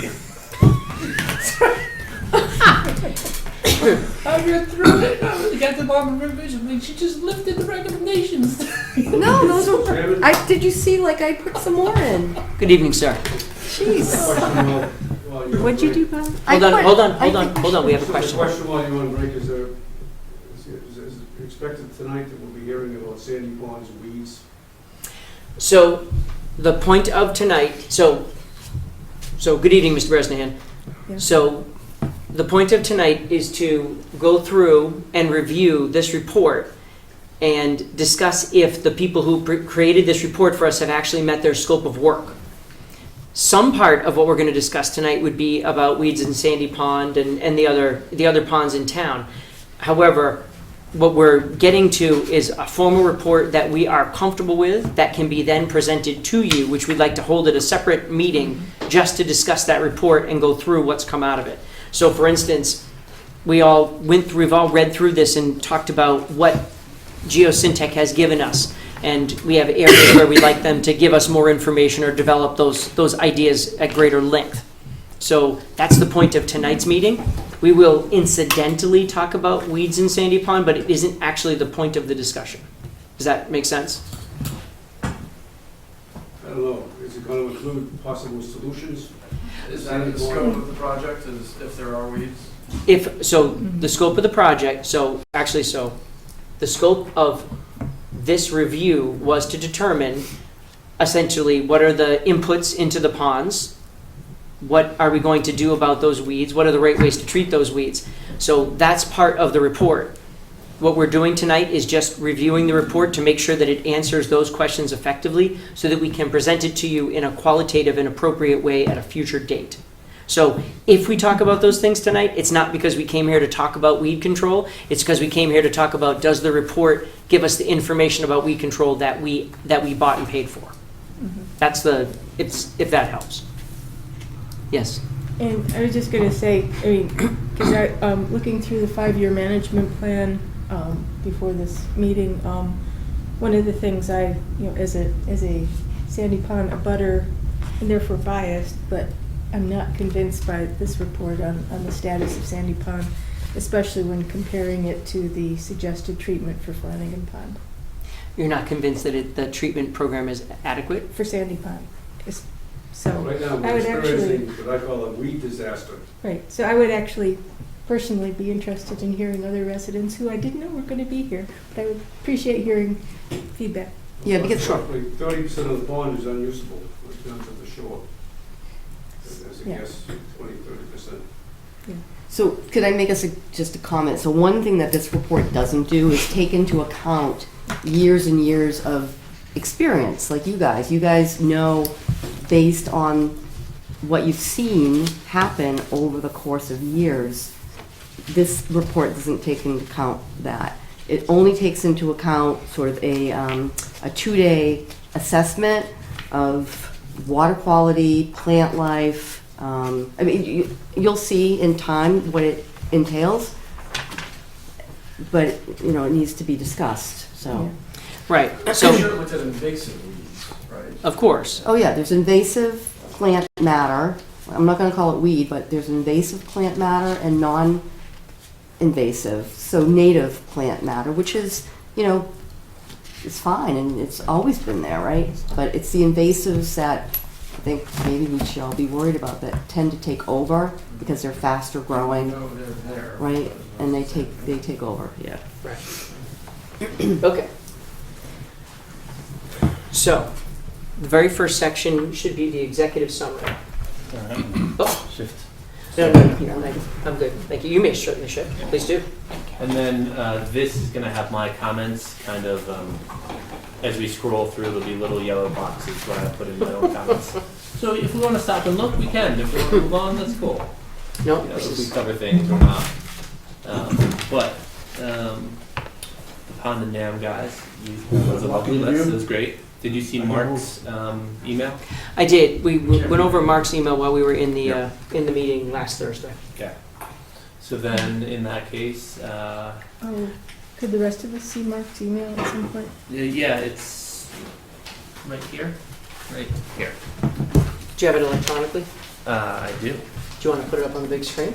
I can. Why don't we start there? So, for folks who are here, and I'm sorry, ma'am, did you have anything that you wanted to talk about first? That's my sister. Oh, wasn't that nice? That explains the New York plates out there. Oh, I just thought it was yet another Buffalo Bills fan who came here to find a real team. All right, so.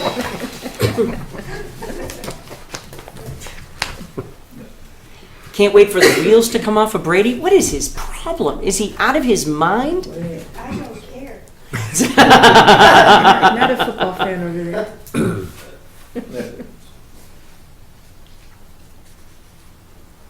Perfect.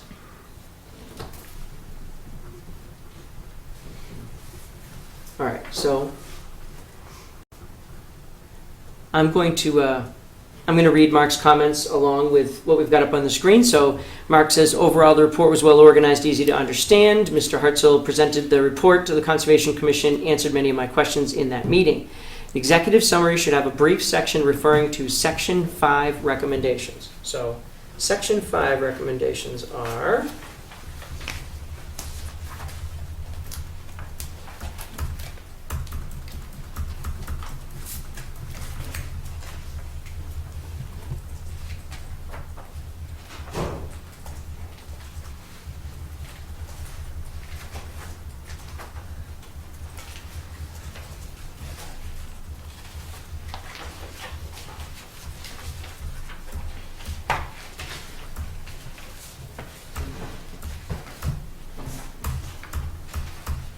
Do we want to go down to Section 5? Well, I'm just trying to get to it here so I can speak to it. I'm already at page 100. I'm not It's like close, I don't think. 112 Forget it. or 111 or something. I know I'm just speaking more to the reading public rather than... There we go. Section 5. 111. 2 pages. Section 5 is actually on 114 in the electronic copy. Odd. Okay. Says, so Mark says the executive summary should have a brief section referring to Section 5 recommendations. It kind of actually does. Section 5 is the 5-year management plan. And Section 5 in the report says recommended good management actions and associated costs for the 5-year period for 2016 to 2020 are summarized in Table 5.1. Timing in years of recommended actions are estimated for plant management actions which are anticipated but did not require immediate action based on the 2014 vegetation surveys. So he notices in notes in here monitoring and cost, and then he talks about vegetation control, and this is of course one of the big ones that we're all here to discuss. So as a for instance, he talks about Pine Meadow Pond being treated in 2017.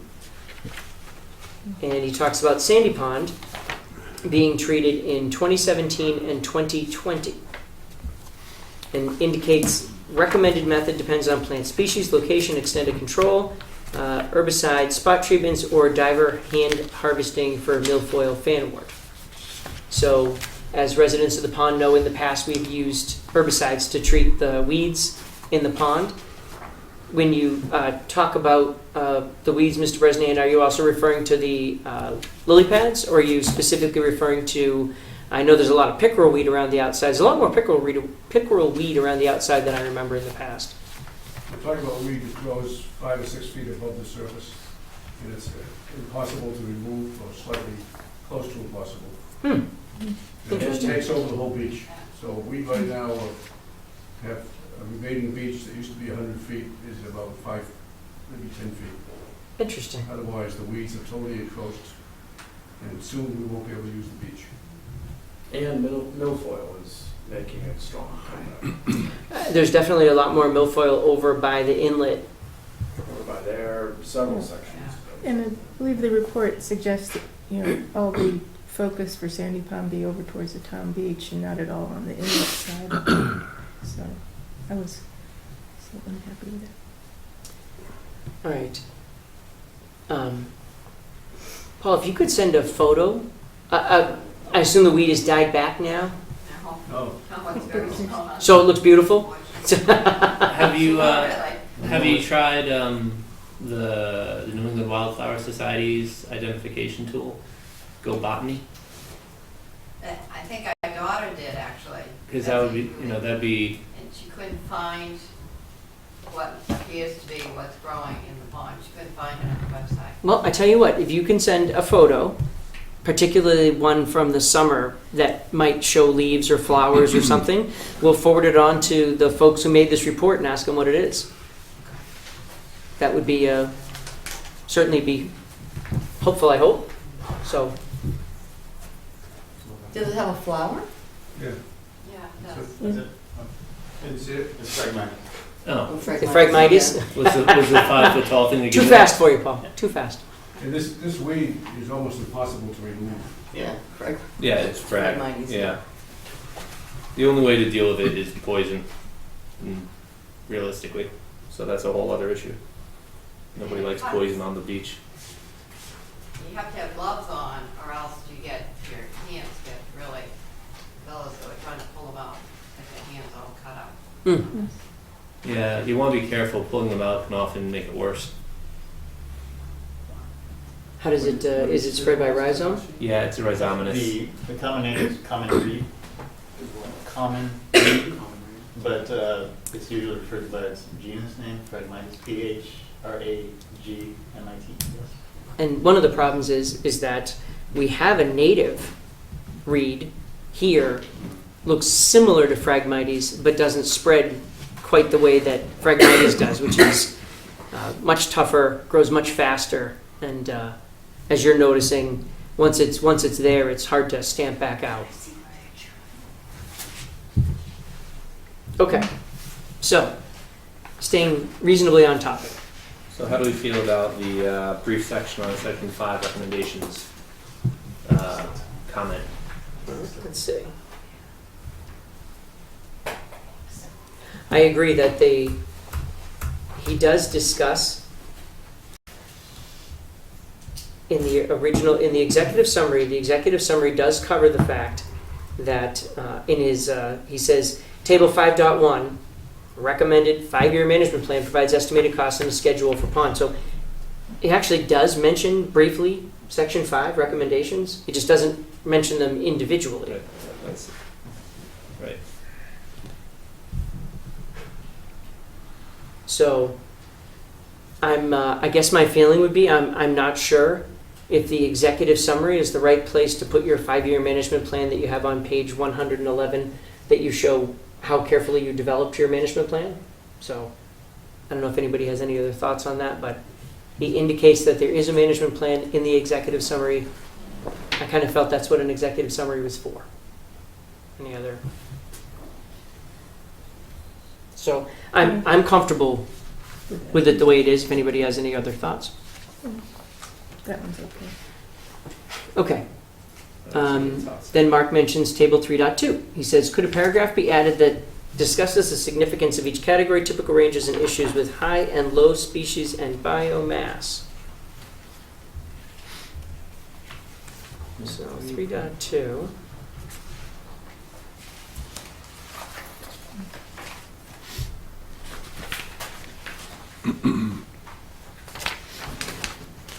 I wish this allowed me to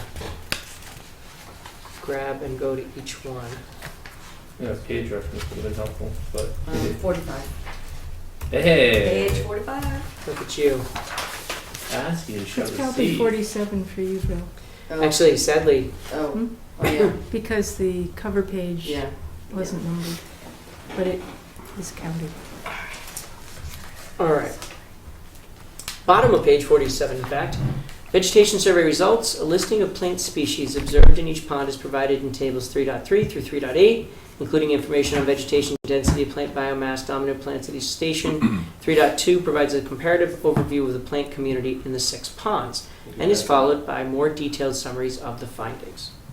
Okay, so he says, could a paragraph be added that discusses the significance of each category, typical ranges and issues?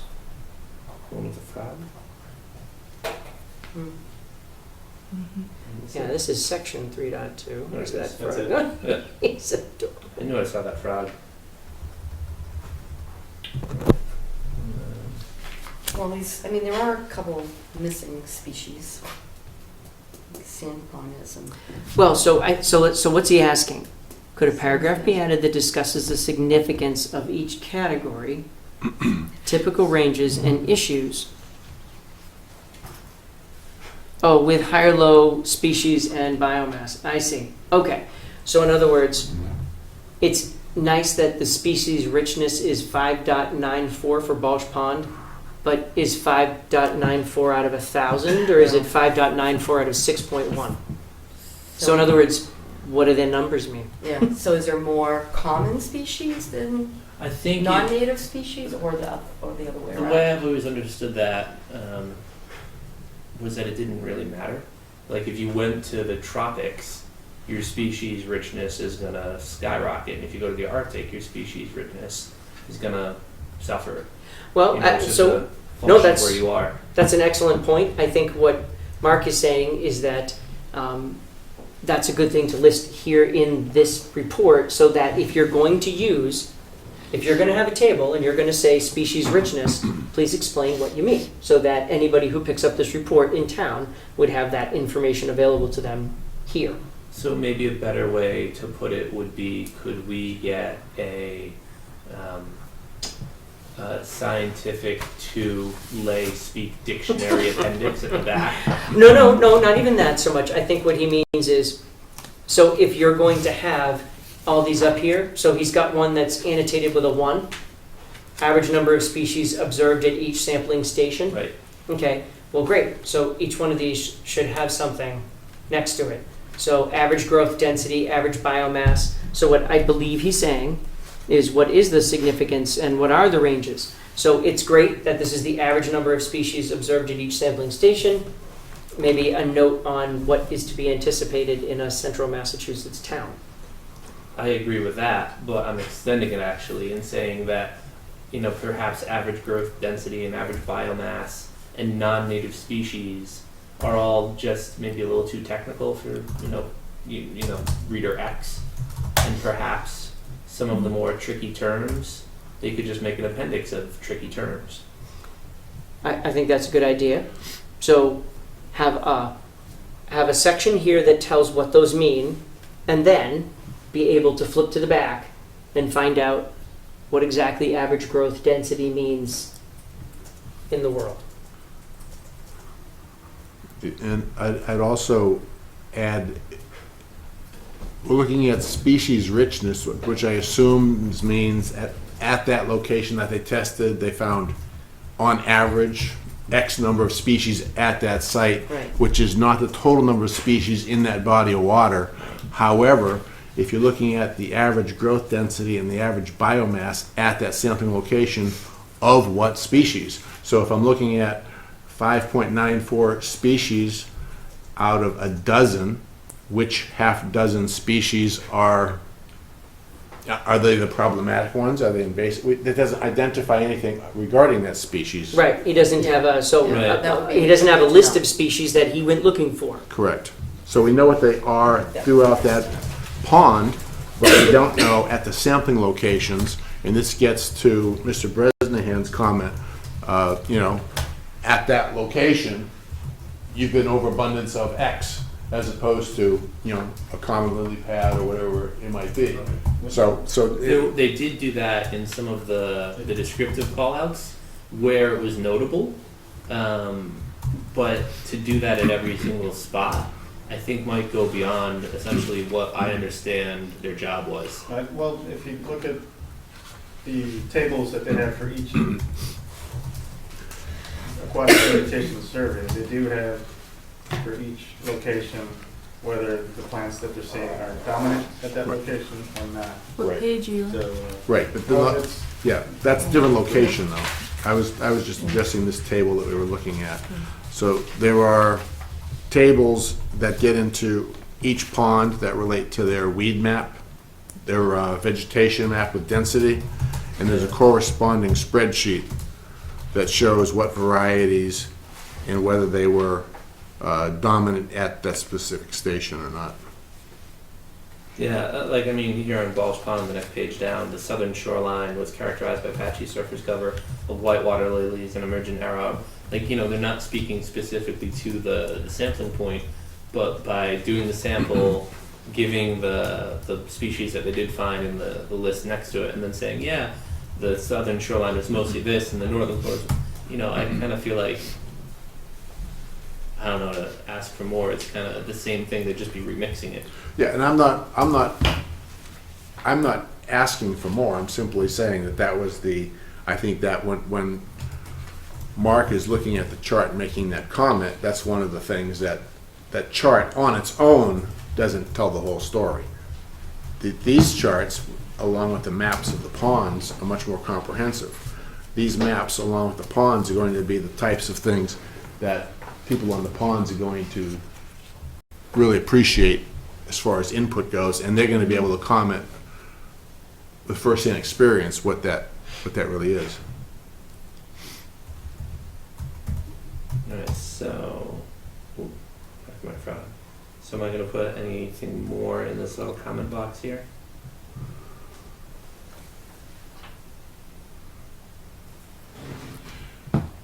Right, and the only thing, that's perfect. What Mark asked for and what makes a lot of sense is, so what was the range that was expected?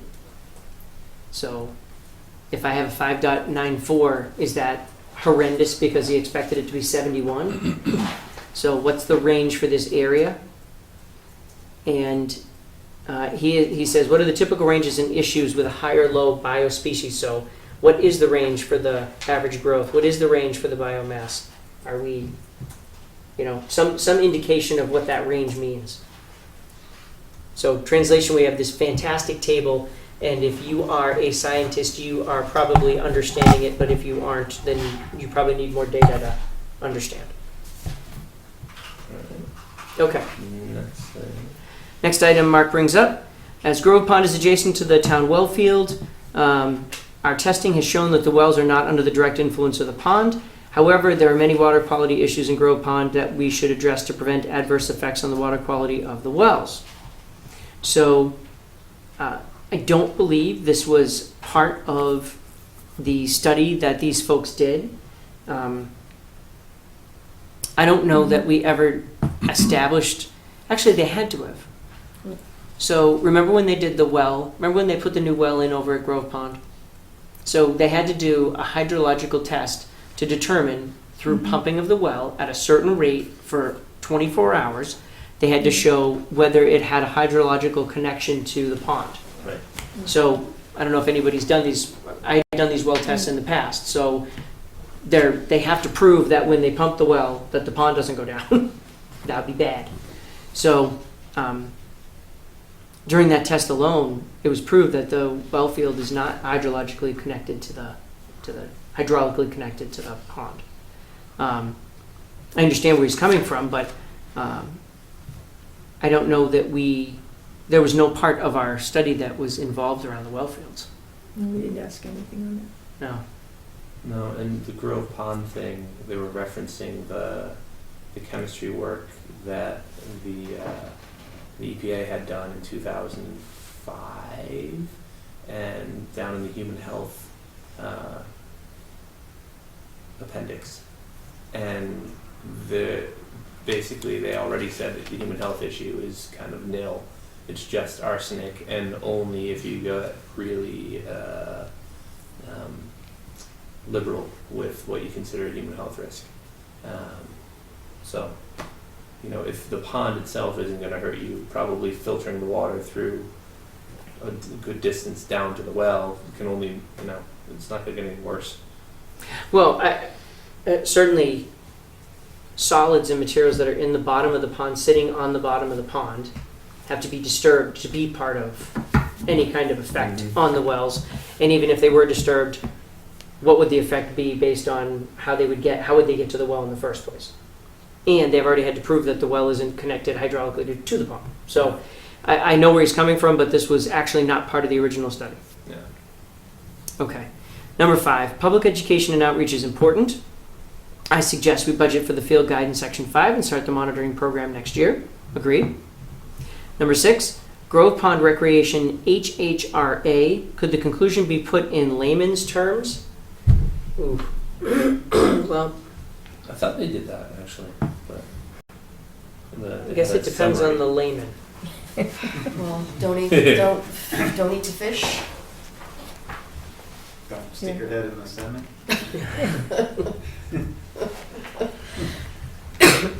The conclusion. There we go. Yeah, I guess so. For those who are not familiar, one of the first things that we did as part of this program was to ask Geosyntec to compile the multiple reports that have been put together and provide us with a human health risk assessment for Grove Pond. So, I guess it does feel like it's been brought down to a level that the average person would probably be able to read. I guess the problem is that other than the picture of a fish with an X through it, I'm not really sure. I'm not really sure how much. So like I this think there's a part- place where you can't go any lower.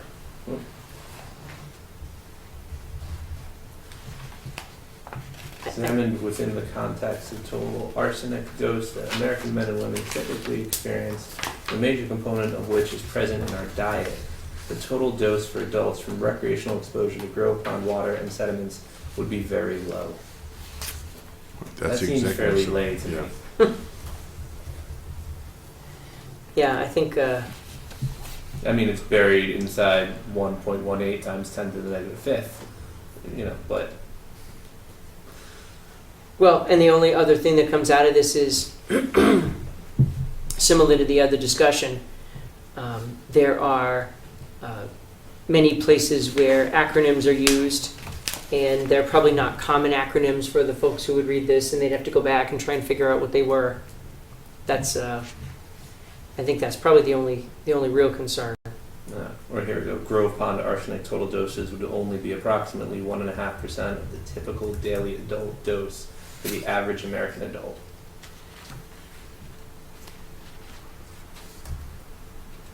Anyway, so do we want me to put in a request for less math, or maybe to pull out the lay things from the confusing things? Well, I don't know that. I don't know that you can without taking away the important part, which is 1 to 10 to the minus 5 is a really important number to know. So without context, you're happy with the context around the lay language? I'm comfortable with it. Are there other thoughts? I'm fine. Add the fish with the X? Yes. What, I mean, as a mom, I think you'd want to know what the danger might be to kids, Sure. I guess the problem is, as opposed to adults. well, as a dad, I wanted to know what the danger was to kids. I guess the problem is that other than having a summary that says it's really not that big a deal as long as you stay out of it. Child non-cancer risks and child cancer risks. Right. That's I don't know that it can be, it's pretty well summarized now. Yes, sir? Because we are talking about the body of water next to Pyrone Park, where all of our children play. Yes. And where our children play, and as long as our children don't play in Grove Pond and don't eat fish that are from Grove Pond, the information that's presented here shows that. So it's not So one of the things that's great about the sediment is it's not friable. None of the material is floating in the air from Grove Pond. The real problem is animals or critters that live in the pond that collect the sediment as part of their eating patterns, or people who go in and disturb the sediment. Those are the only two ways to be exposed to the heavy metals that were put in the pond because of the old tannery. And also natural arsenic. Can those fish and frogs, and particularly fish is my concern, migrate to Sandy Pond where people fish and eat? Actually, I guess the good news is the direction of the ponds. They all flow. I know it typically flows the other way. They can't get up through the dams. Right? Yeah, I was going to say, well, we have the handy dandy.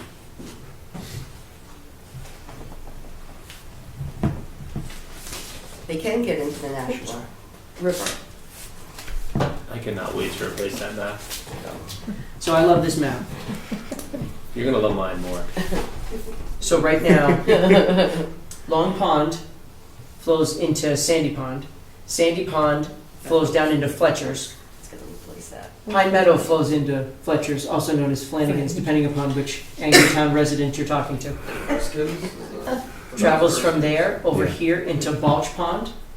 So when you come around the Rotary and wisely bypass the McDonald's, on your right is Balch Pond. Balch Pond, there's a culvert that runs under, and there's a dam right here. The water from there then goes across, and this shows it going right into Grove Pond, but it really doesn't. It kind of goes over into this stream system over here and then kind of back to Grove Pond. So the water here, these fish would have to work their way backwards up through the dam, which seems unlikely. So, Unless it was the snakefish. unless it was the snakefish, and then no place is safe. While you're on the topic of the dam, those emails that are going around about removing the boards from the dam, Yes. and how folks were saying that maybe it didn't matter, and maybe I didn't actually ask to take the boards out yet, because I was gonna ask you guys if maybe you wanted to, Take them out. So, don't you think we should take them out? I think we should talk about it after we talk about this. Okay. fair enough. All right.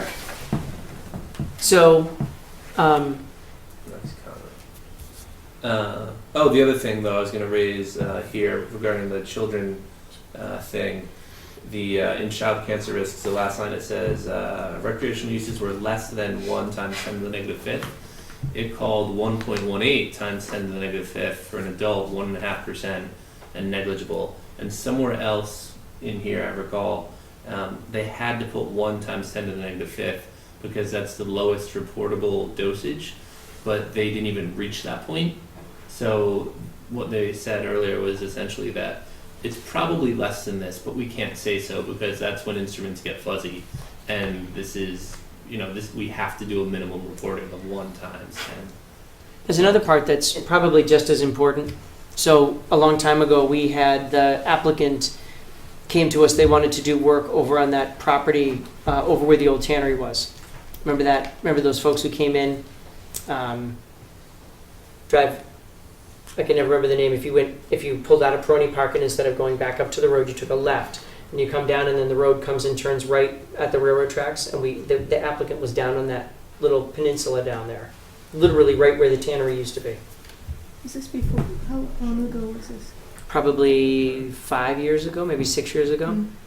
Anyway, part of that discussion that day was about the standard that they followed for the testing, and so they did testing at like every 200 feet or whatever the number was. And so they were on this piece of property that had been horribly contaminated in the past. There was no question. And so when they took their samples, they said, well, we took our 4 samples and we didn't find anything. And I remember at the time thinking, well, that's swell, but we know the property's contaminated, so go take more samples. What's the standard for the sampling rate? This comes down to the same thing. There are undoubtedly parts of Grove Pond that are in much worse shape than in some other parts. So depending upon where they did their sampling, that's where you would... Is that a commercial property you're talking about? The one that we were talking about, yes. It's where the tannery used to be. So are you familiar with the tannery history? Is this about Tunis's? What's their business? Randolph and Baldwin. Randolph and Baldwin? I don't remember that being the name. I just remember that if you came out of Peroni Park and you went down the road, before it turned that hard right, it was that property right down there where that they were doing an addition. And so the point of their application was they had to do some excavation. And so we were like, well, how are you treating the soil? Pull up. You good? But the point of the example is it's about the sampling rate or the sampling areas.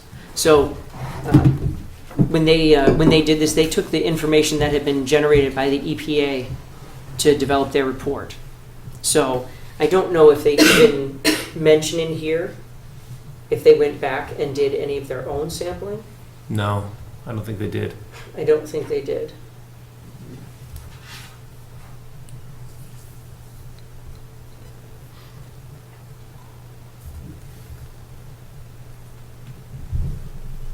You talking about whether or not Geosyntec did? Right. I believe we had, in our discussions, we had commented that body of water had been sampled and studied to death, and we basically were looking for a health risk assessment based on the previous studies. Right. Pull it all together and tell us Right. what you think. Right. So based on this report, what I'm telling you is I can't tell you where they did the sampling because their report is based on prior reports, and I don't know if that's referenced in here. I guess the way that we've treated it is to agree with the town's present process, which is there's a sign down by the one place you can put a boat in on Grove, and that sign reminds people not to catch and keep fish that they take there. There's no hazard discussed about kayaking or boating in the pond. Everything is with relation to fish that you might take out of the pond or disturbance of sediment.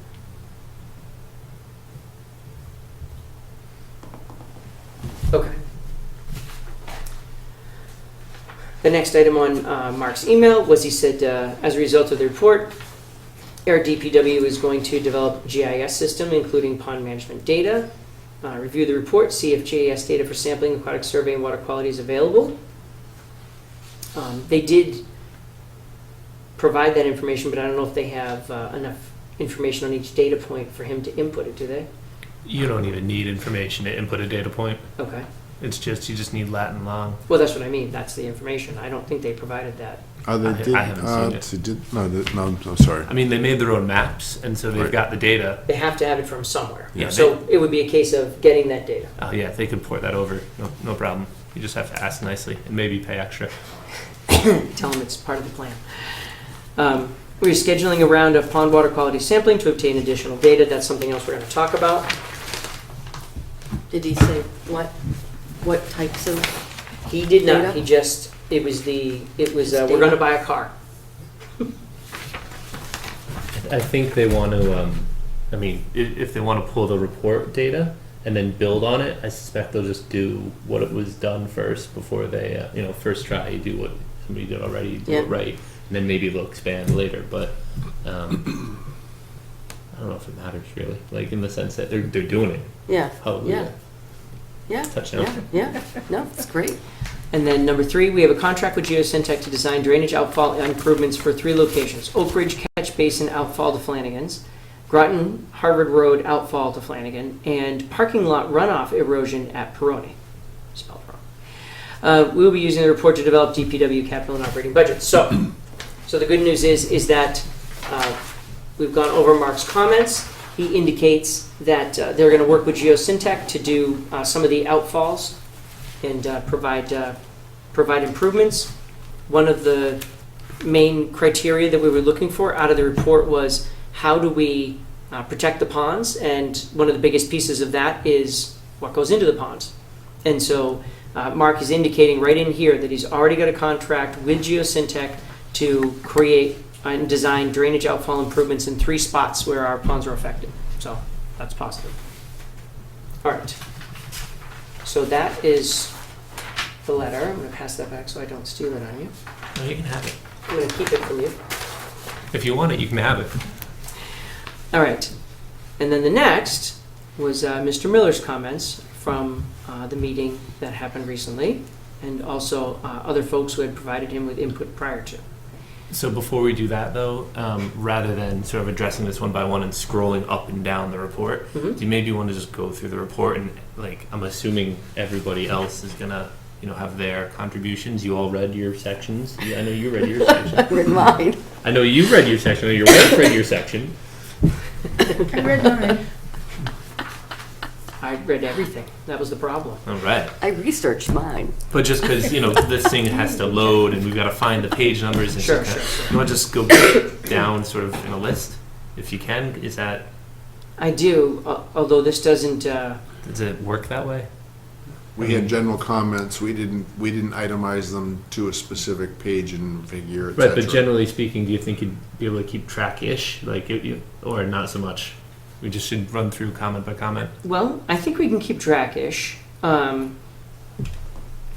management plan, specific pond discussion. They were on a more high level than a specific page. For example, we commented on the watershed management plan, which was a section. We commented on Grove Pond, which was a section. We commented on Flanagan Pond and eutrophication, which dealt with the weed management piece.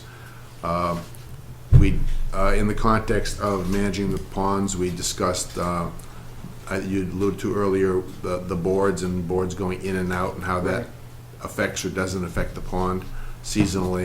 We spent a lot of time discussing water quality and the potential for developing a sampling schedule that we would manage throughout the seasons. We discussed briefly the fact that once we have a finalized plan, we need to begin to present this plan throughout the town so that we can get buy-in on adoption of the plan. Assuming we get consensus on adopting the plan, then we have to look at methodologies for funding the plan, and we spent a fair amount of time discussing public education regarding various points regarding land ownership, landscaping, gardening, etc. So we kept it at a high level. We didn't get into the minutia as far as chapter and verse. I don't know if that answers your question. No, as far as at a cursory level. So then, I think we can touch on them as we go by. yeah, fair enough. Okay. So who had the top section? I did. All right. All right, so basically my feeling was after I read the executive summary, the nice thing about an executive summary is I kind of felt the opposite of what Mark did. I felt that the executive summary was there to provide a broad overall treatment of the project. It does discuss all those things. If you were looking for the executive summary to tell you what you were going to spend in year 1, year 2, year 3, year 4, etc., it is not designed to do that. And I guess my feeling was it shouldn't do that. If anything, I thought they actually got a little too in-depth when they talked about the phosphorus budgets right here, the graph that you have up on the screen. However, from a perspective of trying to explain to people what we're trying to achieve, this feels like it's appropriate and it fits. It's discussed at a greater detail later in the report. That's pretty much all there is to it. He does get into the aquatic plant surveys and the recommendations. So one of the this is where I guess unfortunately we go from objective to subjective. So as a for instance, talks about Pine Meadow Pond. So later in the report, they talk about Pine Meadow Pond being treated basically every 3 to 5 years, that it isn't a big deal. Here he says, the pond's dense assemblage of aquatic species was predominantly native during the 2014 survey, only a minor presence of one non-native. To maintain boating channels, periodic spot treatments are recommended to target water lilies and water shields. Okay, so from an executive's summary standpoint, he talks about what he's doing. Later in the report, they get into detail. I didn't find anything that I had a problem with in this section. Interestingly, to Mr. Bresnahan's point, there's nothing in here whatsoever with regard to any of the Phragmites, and I don't think we've asked for that. No, not specifically, but that's one of my comments is that for the report does identify the Phragmites at Sandy Pond. Okay. It did not identify the Phragmites at Pine Meadow Pond, which you know to be there. However, I think the reason for that is you can't get to the Phragmites in a boat. You have to walk down the trail, and then you see it's below, down below where the landfill. Right. Is, So it's definitely there, and it definitely needs to be added to the report, especially if you're going to start talking about certain species within the executive summary, because that might be as far as anybody reads. So we just want to make sure that that the information that's presented is accurate, first and foremost, and then from there, there's some subjectivity as to whether it's stated or interpreted appropriately, or whether the management recommendations are this or that. But I think first and foremost, it should be accurate, because I think one of the objectives in doing this was to get a good baseline assessment of kind of the conditions that are there now. And obviously, it was 2 days basically in 2014 when they did the same. So I mean, it's a very sort of ephemeral. It's a snapshot, but it's got to be accurate to the extent that it's just a snapshot. So, what we've talked about this in our meetings at great length. One of the problems with the report is that the report has a single reference point. They went out, they visited the ponds over a 2-day period in 2014 and used that as the basis to build the report, and which you might say, well, that seems irresponsible. The benefit is that they were able to go back over the records that we had for the past 10 years regarding pond treatments that have happened, when they occurred, the study that was done by ACT. So they had the benefit of some of the past information to fall back on.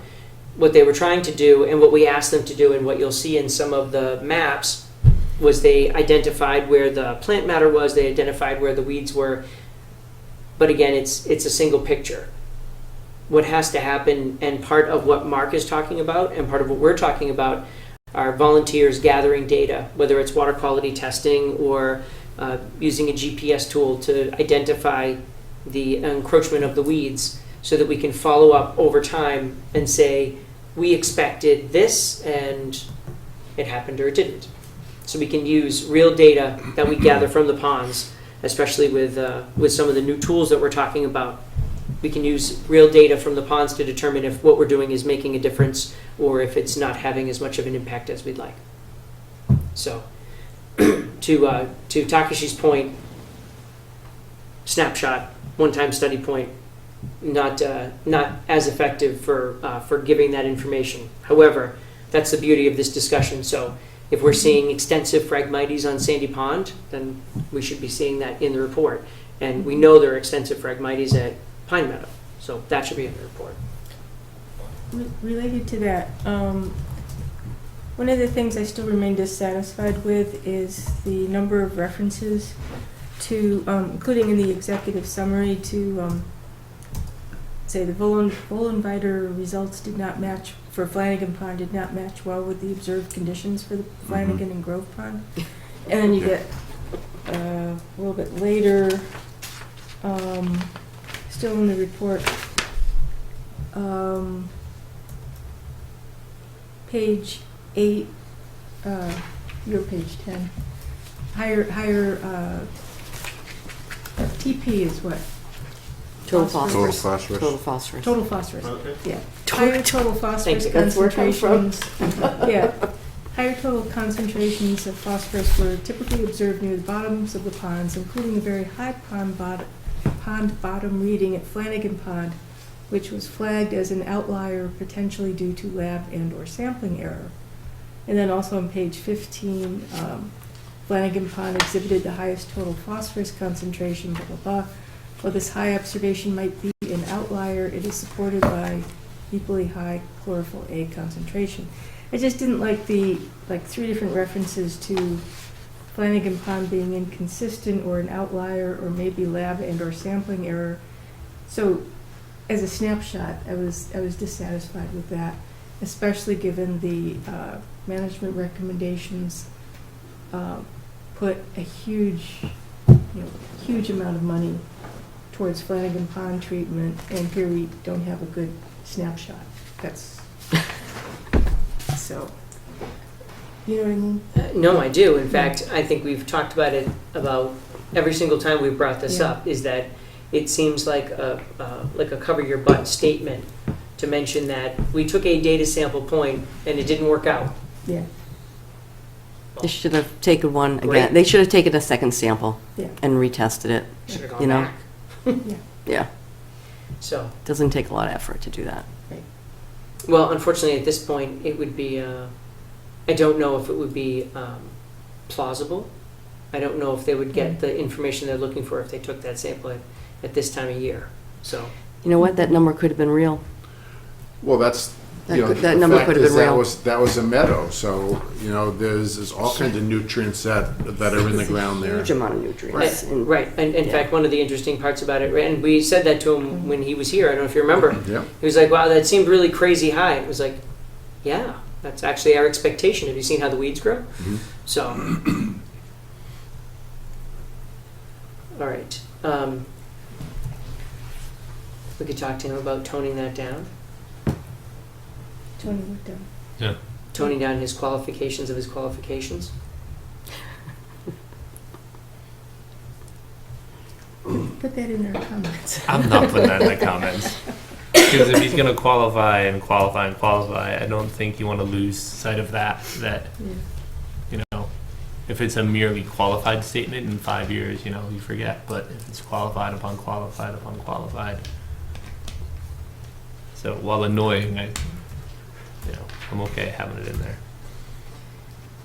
Well, I guess I wish he would be able to tighten it up, but unfortunately, I don't think he can because he just doesn't have it. Right. Bingo.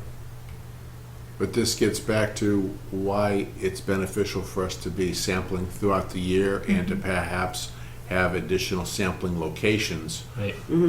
which obviously, Yeah, even if you went out Yeah. and, sampled tomorrow, just there, it's completely out of Different, context. yeah. right. Okay. All right. What page are you in? Are you still in the executive summary?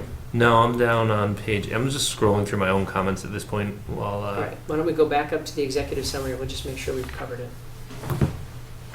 The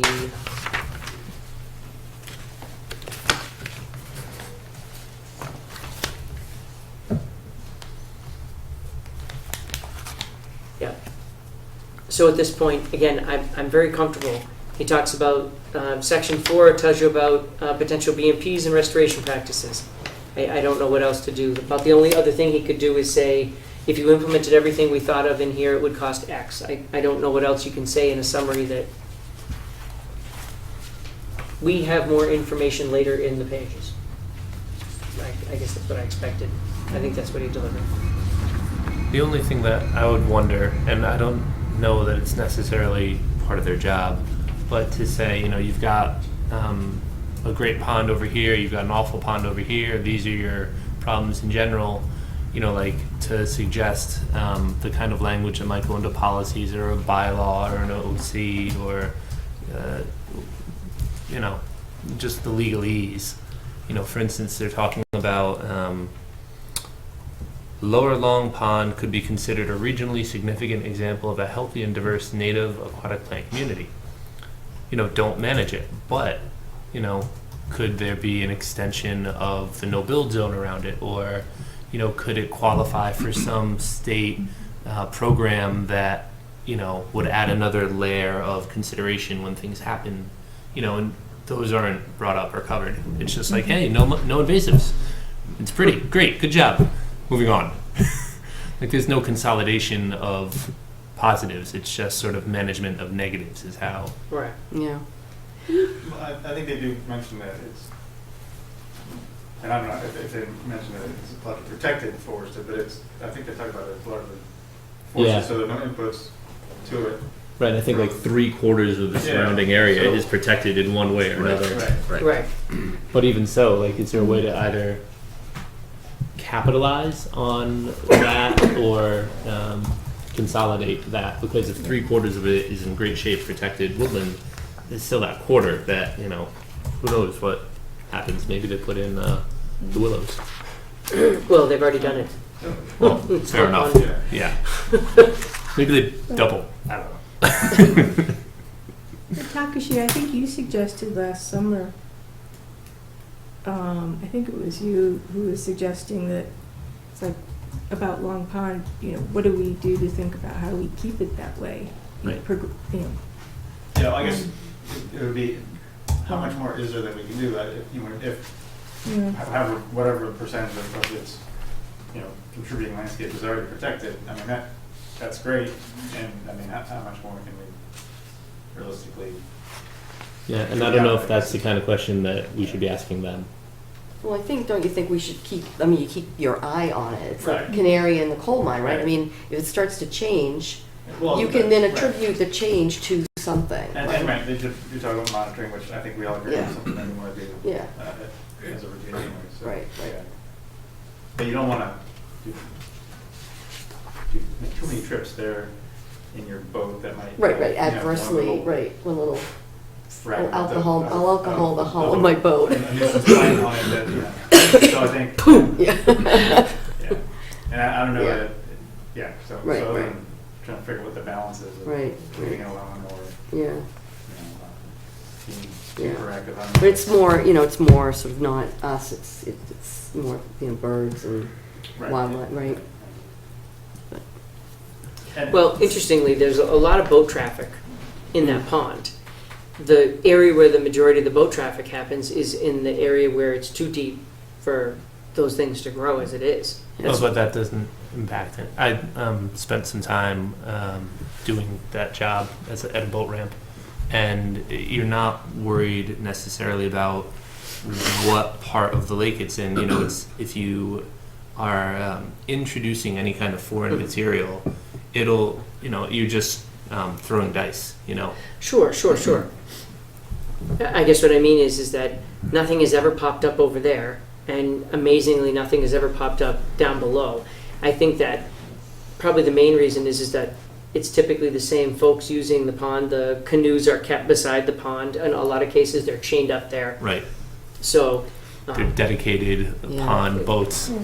There's no great access, boat access, unless you're up in the pond view. Right. There's an access. Right.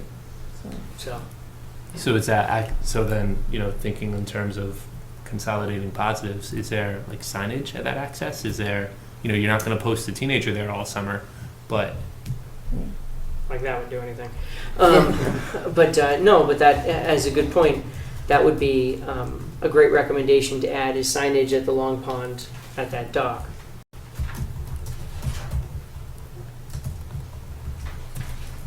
If Stratton Hill ever goes through,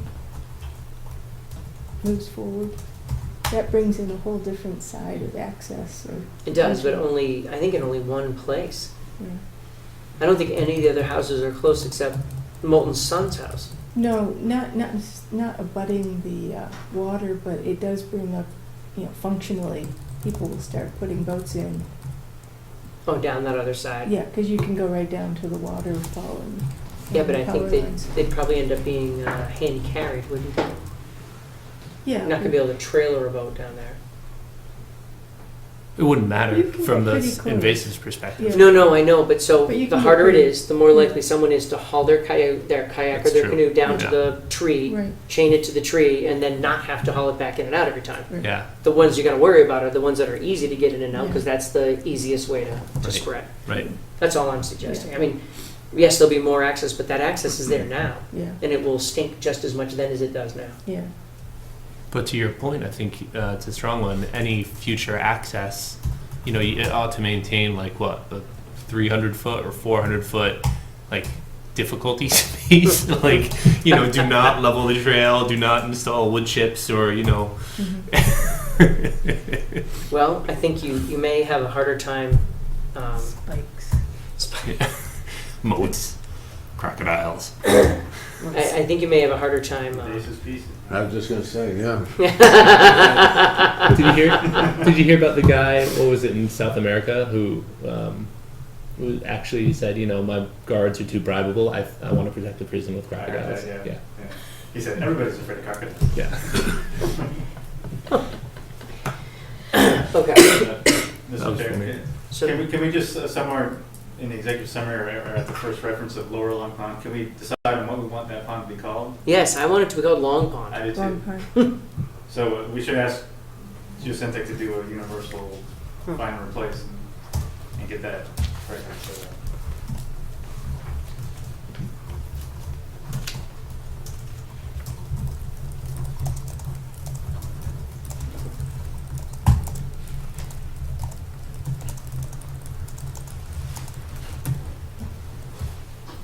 Thank you. You're right. That is irritating. Okay. So as executive summaries go, it's a summary. Yeah. Anybody have any other issues with the executive summary? Okay. Water quality. Water quality. Well, that was me. So, I just wrote a report, yeah. my own report. No, you know, my issue again with, like, same as Jess, you know, it's an N of one. And as a scientist, I never believe in N of one. You always have to repeat the experiment, right? So, you know, you sort of have to just take a grain of salt. But, you know, I think in terms of just sort of like bad, you know, to good and like somewhere in between, this is all in between. It's not anything bad, right? I mean, we could have like huge algae blooms, right? That would be pretty bad. I don't think we've ever had that, right? Have we had an algae bloom ever? All I've on seen. any of the ponds? Well, we've had algae, I mean, Like a total algae. bloom, like, Almost every year it's sandy pond. like the whole, beginning, right? that's pollen. And yeah. then so at some point we do get some algae, but I don't know that it covers the entire pond. It seems to be more relegated to the shallower Green areas. color, and at some point there's notices not to swim in it because it'll cause ear infections and other things. All right, the so beach. Not that's, every year, but it's frequent. all right. Is this sandy pond? Sandy pond? So that's not so good. I don't recall it for maybe 2 years, but there were consecutive years where you had very green Was- water where you did yeah. not want to go in. It was Yeah. about And then a, there about were a those- yard out. Okay. Yeah, Definitely maybe going going 3 years back, but there maybe it was 3 years in a row where you saw it each year. All And you right. definitely see it at Flanagan Pond, but it's not on the surface, but it's just Yeah, it's below the down surface. underneath, yeah, Right. yeah. I mean, I think, there's a huge issue with phosphorus load and, especially in Flanagan's because of, the swampy, mucky layer and all the vegetation that's on the bottom. And, I mean, that's gonna just be hard to treat, right? Well, he does talk about it, doesn't he? Yeah, but in terms of water quality though, I think the only issue I had, kind of a red flag, was in Sandy Pond, the ammonia nitrogen levels. Ammonia and nitrogen levels should not be above the detection limit in a healthy freshwater pond. And it was above the detection limit. And he never mentioned that was a red flag in the report. He just noted that it was above the detection limit. And so I did some reading, and ammonia nitrogen levels should never be above 0.1 mg per mil. And if they are above 0.1 mg per mil, it's sort of a red herring. And I think that's something that we need to keep our eye on because, ammonia, as it builds up, is detrimental to fish. You get some fish kills. Yeah, there's been fish kills in Sandy Pond. Yeah, a Okay. few years ago there was a very warm water, right? When it gets Yeah. very warm out and the water gets warm, Yeah. algae bloom, and there's definitely fish kills that Yeah. we've seen there in the past. And that could Well, be... it's also the oxygen level. Yeah, it could be drops. oxygen level, Yeah, it's right. getting low, And the two go hand in hand. Yeah. When you have a high ammonia, you get low oxygen, so... Well, yeah. So I agree with what you're saying about the ammonia, but he says ammonia levels were above laboratory detection limits at only 2 locations. Right. Sandy Pond and Flanagan Pond deep measurements. But deep 5 feet in Flanagan, which is kind of bizarre. Well, that's all Well, there bizarre. is. But he doesn't mention anything else. That is deep. I know. It's deep. But but he doesn't So mention... maybe an explanation perhaps because Of- I yeah. don't think anywhere else they mentioned laboratory detection limits Right. as a thing. So maybe a Right. call out of why that matters. Yeah, why that matters, yeah. Yeah. What would be sources of ammonia and nitrogen? There's a lot of sources on the web. If you look up, I found it in like 3 or 4 different sources. And the whole and then the other thing we should start measuring, I mean, I just think you should measure, there's a typo, I'm sorry, not nitrite, it's nitrate. Because ammonia, nitrogen gets oxidized to the nitrite, and then that's very short-lived, and then it gets oxidized again. And it's all bacteria-driven, right? And so nitrate, if you find high levels of nitrate nitrogen, it means it comes from fertilizer from lawns. And so if that's present in ponds, it's an indication of a lot of fertilizer being, run off into the pond. And that's something you could measure as well, along with the ammonia nitrate. No, sorry, ammonia nitrogen. Water clarity, that was I think that was normal. Conductivity was normal, dissolved oxygen was normal, except for, very deep, which is normal. pH was normal. And then chlorophyll, there was some high levels, which should correlate with the phosphorus. So I think it's just like keeping our eye on all these chemicals, right, levels year to year to year. And if they fluctuate either up or down, it's an indication of either going from bad to good or good to bad. Well, so let's dig into that, right? So this is a report that is designed to help us understand what we have and what to do about it. So here he takes water quality samples, provides a chart that says where he took them. He talks about the things that he determined when he did the samples. So what makes me concerned is you pointed out that if ammonium nitrogen is detectable, it's bad, and he doesn't put a little note in here that says ammonia levels were above laboratory detection level at only 2 locations. By the way, that's bad. Right. He doesn't say that. Right. So there are other places in here where he references other chemicals or other issues, like such as pH, and he talks about what the pH range is. And I think everything is in place there. Yeah, 6 to 7 Yeah. is neutral, they're all in range. Except for lower Long Pond, or Yes, Long sir. Pond. Could you go back to that table? Is what you were showing previously, is that where they were taking all the water samples? On the blue he one. has a hold on. The table I'm referring to is on Yeah, right page 10. Yeah. So why is there no sandy pond Go down just a little sample where that's where everybody swims? Oh, I'm going page up, sorry. Oh, it's okay. Of the maps. Right there. Why is there no sandy pond sample? He that mislabeled it. We figured it out afterwards. See the SPDH and SPT That's Sandy Pond. in ID? Not Balch Yeah, Pond. Belch Pond. He is called- Sandy Pond. Yeah. So what he did was he wrote Balch Pond twice. And He then- wrote Balch Pond twice, but then he references, and I don't know if we did it the last time. I think we did the Latin long to figure out that it was Sandy Pond. Yeah. His Here. acronyms also say it's Sandy Pond. He's got IDs that relate to the pond name, so. Right, and right below it. Well, that was how we there should guessed. be Long Pond, too. Yeah. Okay, thank you. Brian, Did you do it on can you map? see right below it, but next to below that are Long Pond. But you're right, he didn't take a sample at the swimming area. It was in the middle and at the tributary.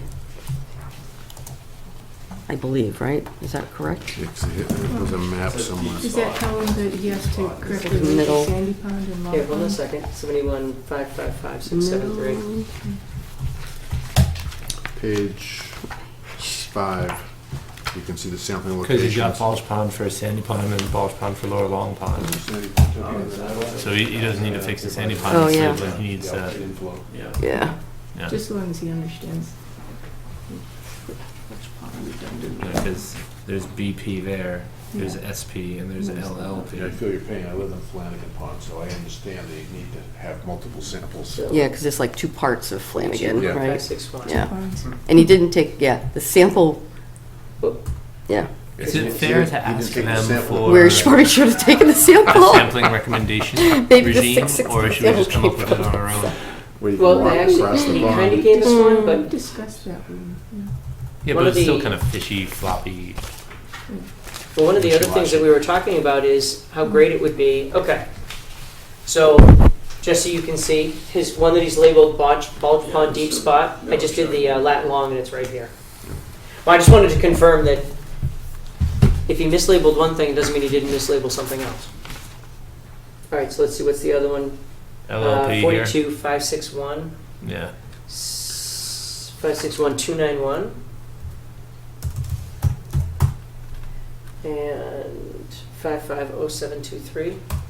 What's Pine Meadow Pond? What's UFP stand for? Upper Flanagan Pond is another name for it, Yeah.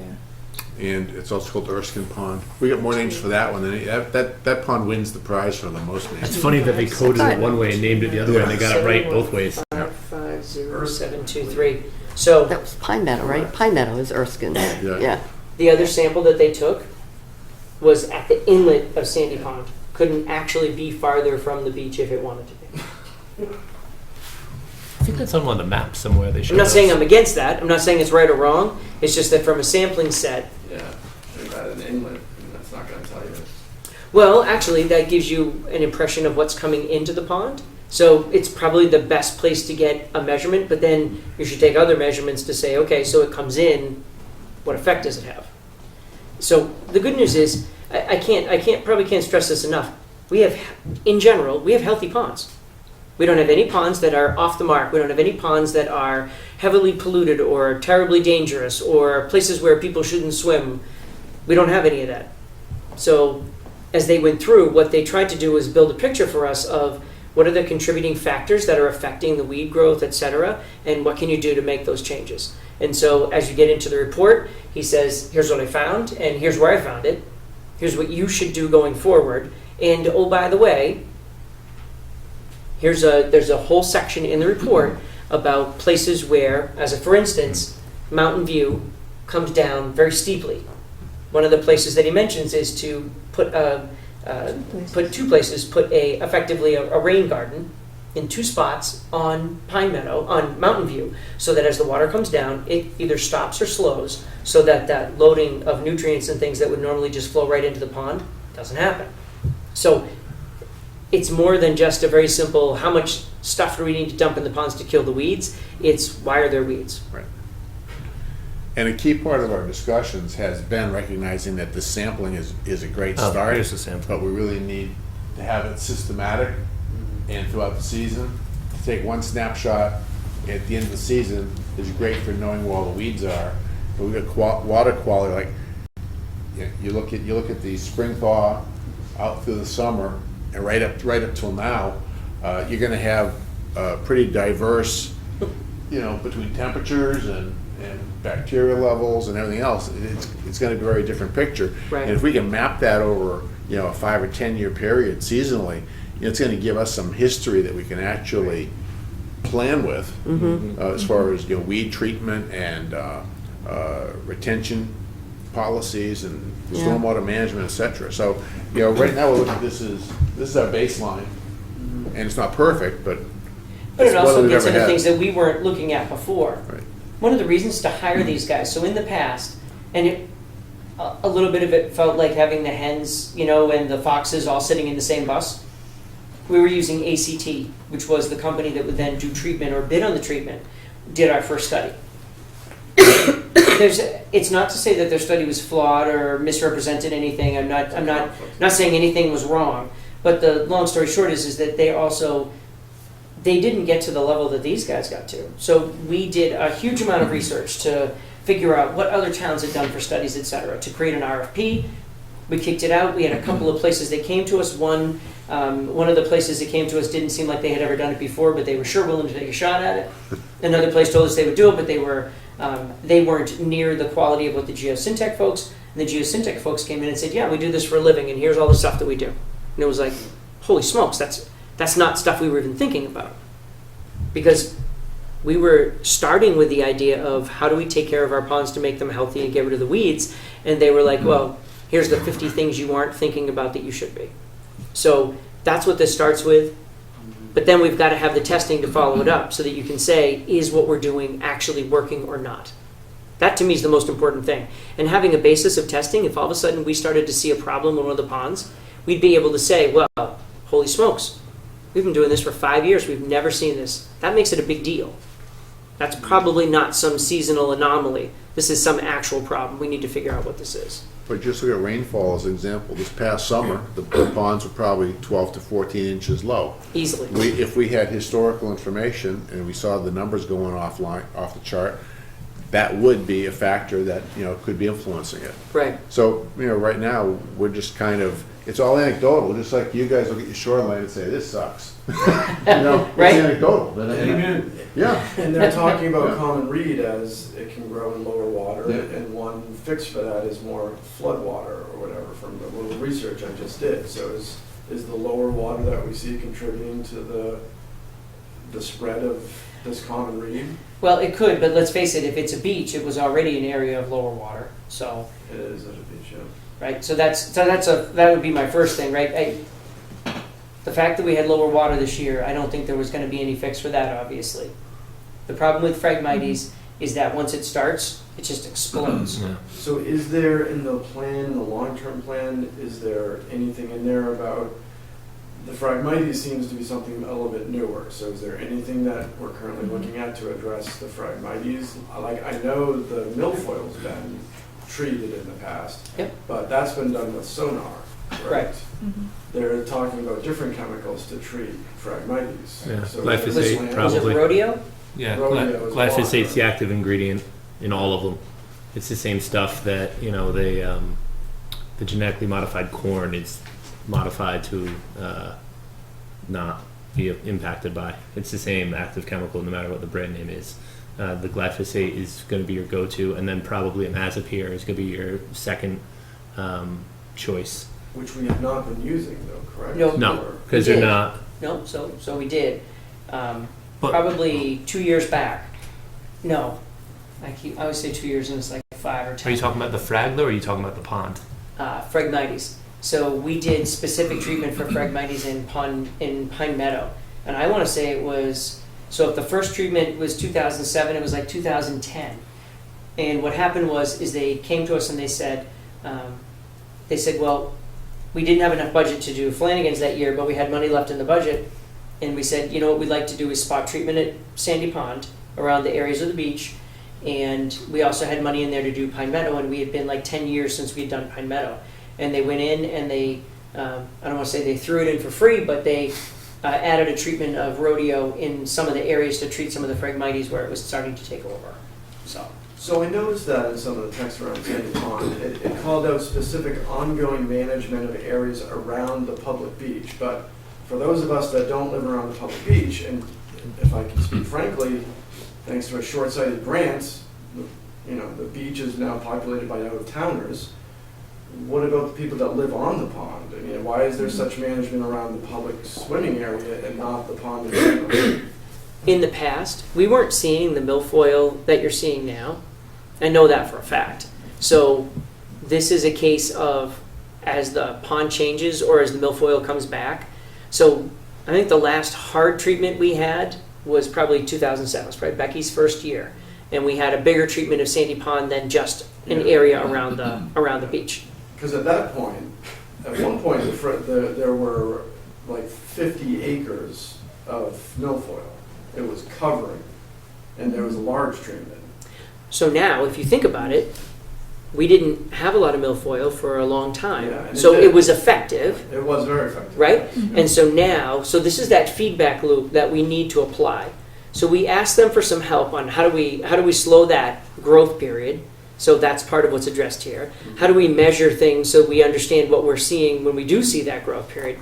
And then, whether it's anecdotal or whether it's due to our own investigations or due to someone else going and doing it, how do we create a measured response to go and treat the ponds? And one of the things that I really agree with that Chuck and the Pond and Dam Committee were talking about the other night is getting this as part of a capital expense. So it's a fully functioned funding resource that comes up every single year. Now that's a hard sell. That's not a operating budget. Right. Get an operating budget and you say, we care about our ponds and we have 6 ponds to treat, and based on that, we are going to have some minimums that we're going to have to hit. And so, Town of Ayer, you win. If this year we don't treat anything, no problem. Money goes right back, stays right where it is. But if we follow this program, and we just spent money to figure out what kind of program to follow, if we follow this program, this is what we should do for treatment. It's not blind. So if it's spring and we go out there and we say, you know what, last year the weeds at Flanagan's didn't recover that badly at all. I bet we can skip it or do spot treatment this year. And we can change it. But the idea is to come up with a funding function that we can refer to every year, that we don't have to come back to town meeting every year with a new proposal to talk about how to get that money to do it. Presently, That's in the proposal now. So you're proposing that now, or that is this will be part of our conversations as we present our findings in our executive summary to the selectmen and the appropriate boards and the townspeople. Part of the issue that we're struggling with is by the time a pond is a problem, and then you go through the budgeting cycle, it's 2 years down the road. Then you have to wait for the spring to do the treatment. So you find yourself with this 3-year gap. So it went from being problematic to being catastrophic. And then you're in a catch-up mode. So, one of the things that we're trying to accomplish with all this is to get a systematic approach to managing all the ponds and having an annual budget as part of the conservation budget or the DPW budget or the recreation budget, because we get a lot of stakeholders here that will address these things and it'd be part of the operating budget. So let's just, I'm gonna make a number up. Let's just, well, I won't make a number up, but we're gonna have a number that this is, when we look at the proposed plan, we're gonna calculate a number for the whole thing and say, okay, if we did a plan that every other year you treated a certain pond systematically, and then you had spot treatments when they were needed, we should be planning on budgeting X dollars annually.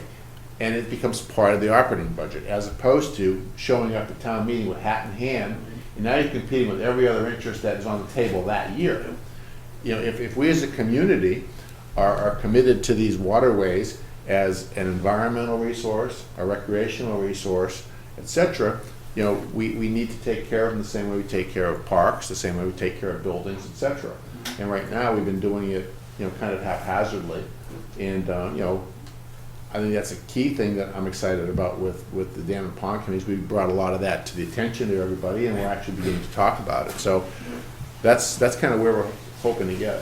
I still, to me, I'd like to just have Sandy Pond in general in consideration. I don't know why there would be additional, I want to have a nice public beach as well. I want it to be a nice swimming area, but I don't know why every other pond, it seems like, is just the general, you treat Flanagan's, you treat Pine View. Why not just treat all of Sandy Pond? I don't think there needs to be additional emphasis Well, for so a public swimming area. I think that what ended up happening was, and again, so if you want, you could blame the 2007 treatment. So visits to the pond since 2007 haven't turned up the milfoil. The study that was done here was 2014. So the milfoil wasn't pervasive enough at that time for them to wave a big flag and say, wow, that milfoil is really picking up. So the fact that now the milfoil is there this year, okay, so you say to yourself, what are we going to do about that? So now we need to talk about treatment for next year, which is part of the reason we're having this conversation now. How do we make sure that we put a plan together so that that money's available, do that treatment so that it knocks that milfoil back, which obviously was very successful, wasn't bad for a long time. So how do we do that? And then most importantly, and I kept saying this the other night until the point where I think Chuck wanted to throttle me, how do we measure that? How do we figure out whether we're having the effect that we wanted to have? Because that's, to me, is the biggest concern. I would be very happy to be able to do an annual report back with the Board of Selectmen and come to them and say, hey, things are working out great. Here's what we found. Here's the treatments that we've been doing, and it's been working great in these 3 ponds. By the way, over in this pond, we're not having the kind of luck we had hoped. We referenced it back. We figured out what we're doing, etc. And we're going to increase the treatment in that pond so that, you know, we're spending the money wisely and we're doing it with a conscious effort to treat and then measure. Treat and then measure. And that approach gives you the flexibility to do spot treatments of common reed or... Exactly. It gives us the ability to say, hey, guess what we figured out? So... So just, I'd like to point out that we're on page 11. I was going to point out the exact same thing. And it turns out... I'm going to be quiet. It was a great discussion, a little off the report. Well, I would like to say that I think that even though we haven't gone as far as we'd like to, I think we've started the most important part of the discussion, which is where are we trying to get? So that to me is the most important part. Where are we trying to get? So here's where it gets ugly. Today is November 12th. Our next meeting is December 10th. In between, I don't know if some of you noticed, but just like Valentine's Day, they keep throwing Thanksgiving in there every year. Hallmark. I would love to have a meeting with you on the 19th, but my son is in a play that night, and so I am out. The 26th is, again, Thanksgiving. Could we meet on another night besides Thursday? I'm open to that because Thursdays are a fun night for me, but not when I'm in a meeting. So the only problem with that, and I'm loath to discuss it, is I'm going to be gone for about a week and a half. So... You could give that up. If it wasn't already paid for, yes. Then you'd be happy to, right? Absolutely. In a second. I actually got flack for it today. You know, it's real busy. I'm like, you freaking kidding me? Ugh.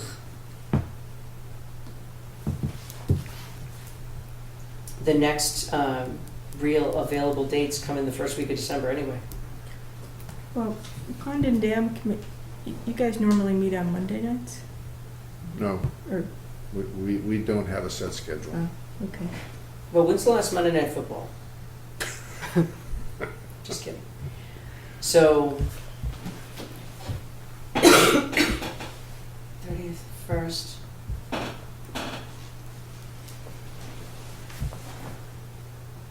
We end up out in December almost no matter what. Yeah. But I suspect if we, I suspect our December 10th meeting will be filled with regular conservation stuff. So And we'll you wind wanna- up with the same thing of, Do you want to do it on the 3rd? I know it's an off cycle, but it's Thursday. yeah.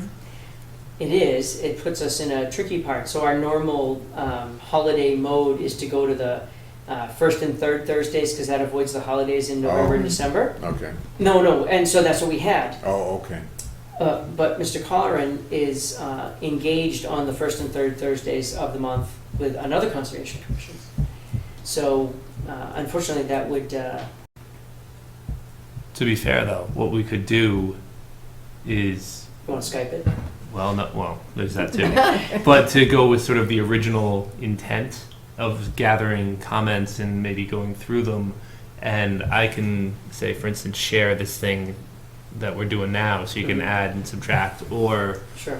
I mean, you know, because really the thing that needs to happen, the discussions are great and they're gonna keep happening, but what needs to happen are the critiques and improvements that these guys can and will and should make to the report.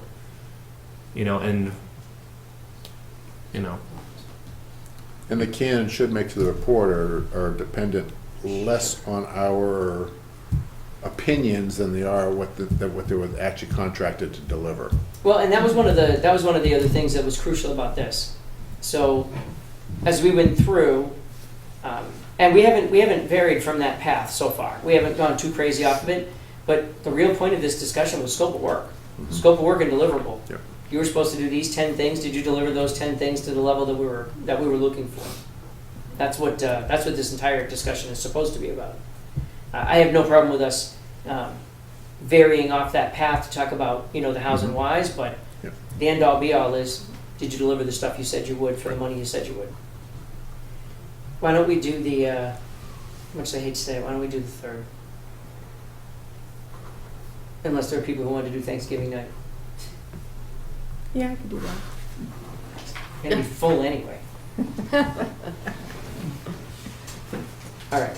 So, Mr. Khan, would you please post a meeting for us, special meeting with Pond and Dam for December 3rd from 7 to 1 a.m. Cover it in one.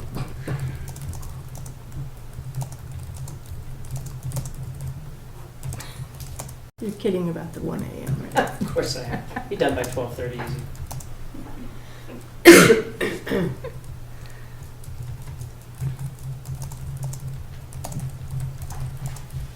I know I'm screwing something up, but I cannot remember for the life of me what it is.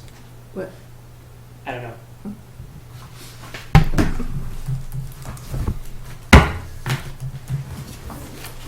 Okay. I would like to thank everyone for their time and effort and your good ideas and thoughts. And To be continued? we'll continue with that later. So let's do a cursory look at what we were supposed to talk about, what, this time? the agenda. Oh, you mean the scope? No, that was the end of the agenda. Well, so we've covered our 8:05. We're almost up done with it. That we started at 9:05, which, relatively speaking, could have been worse. Yeah, it could have been a lot worse, actually. Okay. Thank you for tolerating our constant. No, it was great. All right, I'm going to allow us. Have a nice night. I'm going to allow us to skip over member updates, citizen updates, committee updates. Announcements, approval, do we have any accounts payable that'll get us in trouble? No. Okay. I mean, the legal thing might get us in trouble, but are you? No, I was on the phone with him for over 45 minutes tonight, basically saying the same thing over and At over 5 again. o'clock, when And he he's- sends an email at 4:30? And he's going to write an email that's far longer than I want him to write, and we'll go from there. I said, there's no win in this. Keep it short and simple. It is what it is. And he was like, well, so I'm going to get into... But, so we'll see what comes out. George, did you make the motion to adjourn? You don't want to do minutes? No, not, okay. Come on, only because it'll break your heart if we don't. Well, only because we do have, Sweet mother of all that's spending. we do have to put them on the Yeah, website keep it up. for public. That, you know. You walked 78 Sandy Pond Road. You saw the hay bales before it tore the house down on Monday? Yeah. Saw a few things this past couple of weeks. And yeah, I should probably take 60 seconds or something to lightning round. That never works. But We can do a timer. We can have the stopwatch clicking. Got it. Go for it. Let's see what I can do.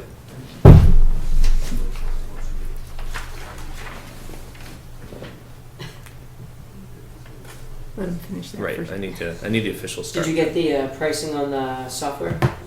Yeah, it's free. Excellent. Cindy found a spare one lying around. That's even more better. Yeah, I was pretty thrilled about that.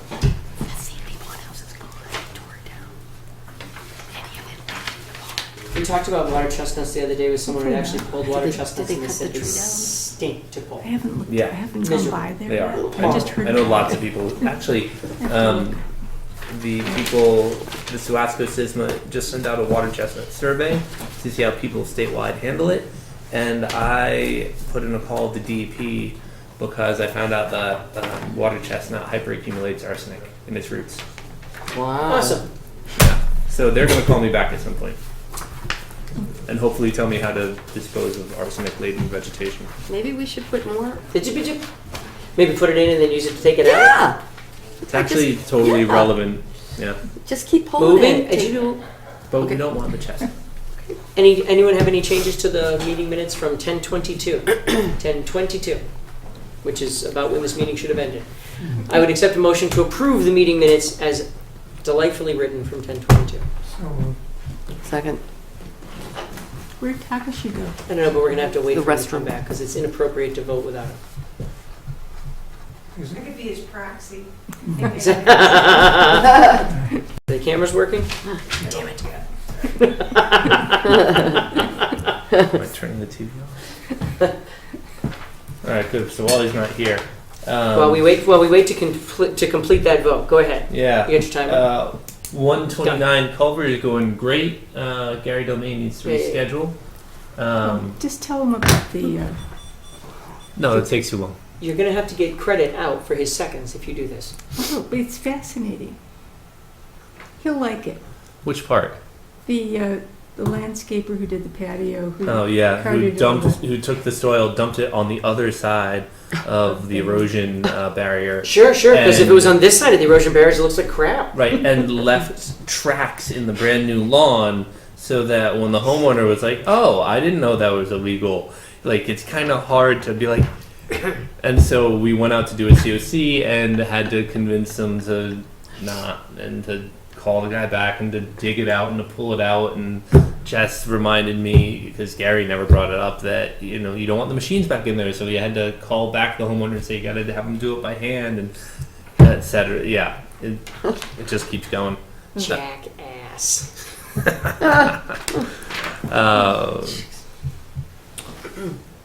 I went out to Tenamandry. They look great. New habitat management grant. If you guys want to, I'm just going to read this. Support active habitat management of conserved lands with objectives to improve habitat for game species, manage habitat for species of greatest concern needs, and extend recreational opportunities. It's somewhere between $10,000 and $50,000. It's a reimbursement grant, and there's no match required, and it's due on the 30th of November. Not going to happen at this point. I think we're. Before you do another thing, is that everything you had? Oh my glory. Ugh. No. Forget it. We're just gonna unplug it. No. Okay? I think we should, boards. Mulch-dale boards. Yeah, hold on. We had a meeting motion on the table to approve the 10:22 meeting minutes. Do you have any questions about them? No. All in favor say aye. Aye. Thank you. 10:22. Shut them down. Bada bing. Excellent. Okay? And Mulch then fund boards. boards.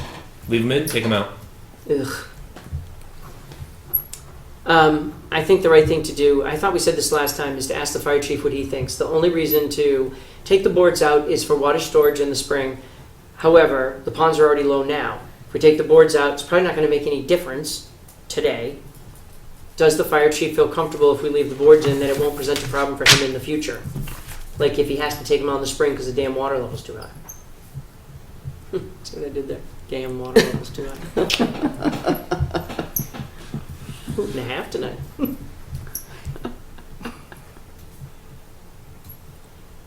Quite frankly, at this point, my concern is not for weeds or lack of weeds, because goodness knows we have 5, 6, 7 years of proof that it doesn't make any difference whatsoever.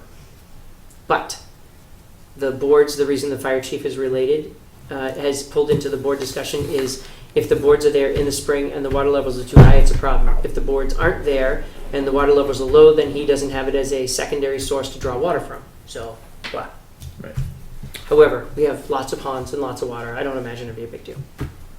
And then I'm feeling pretty fantastic about my map, but I would love to make the words shorter or smaller or lessen them somehow. And so if you can come up with alternative ways to phrase anything I wrote down that's shorter, I would want to hear it. I mean, you can critique the map too, but I'm pretty Well, thrilled Massachusetts can be MA. Vernal pools aren't real, so you can take those off. Well, not now. I mean, this is, if you want to take a moment and think about it, there's some editing I need to do. The roundabout, the highway numbers are on top of each other, and the logo on the top left has a pond in the middle of where the door to the library should be, which is kind of awesome. The door it's a little to the distracting. library. But, other than deleting those lakes. No, I'm sold on it.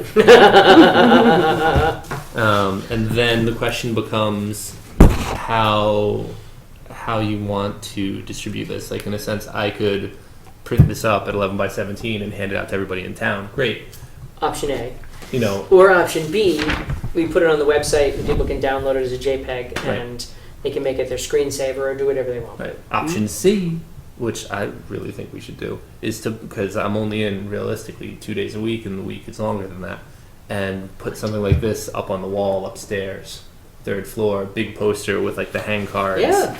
Get one blown up. Get one made up. So, if you guys have a favorite print shop or a favorite whatever to figure out how to do that through. We used to have a print shop. I don't think we have it anymore, right? No, but there's the JNS printing now. Yeah, Gabe likes the one in Devon's. He was telling me that. And then there's that one. Well, too. the one at Devon's basically inherited like all the accounts from the one that used to be in Ayer. So, Yeah. Which one's Devon's? I don't Where's know. that? Gabe just it's called mentioned.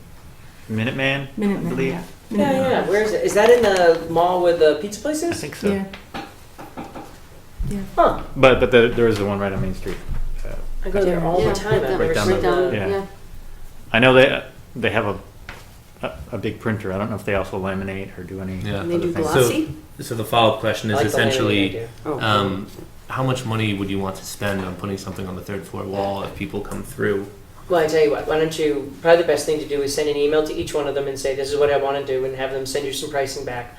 And then Right. you can literally just pop it in 3 lines and we'll talk about it in the next meeting and go from there. Right. Because what I'm afraid you're going to find out is that they're all going to come back to you with some ridiculous number for how much this costs because it's so many colors. Absolutely. Right, so let's That's why I talk asked how about it. much It's going money to be first. a couple $100. That's what Yeah. it's going to be. So let's wait and we'll talk about it at the next meeting. But I'm glad you're asking. Because if you guys are like, yeah, 3 is what's in the budget, or 5 is what's in the budget, or whatever. There's no budget. So as long as you find out what it is, we can then go and argue for it. Fair enough. Cool. So yeah. All right. I think we've covered everything, and it's 10:37. Does anyone have anything absolutely has to happen before we go to our next meeting? I have to go put the computer away. Jay, your motion to adjourn, and you seconded. I'll second it. All in favor, say aye. Aye. Aye.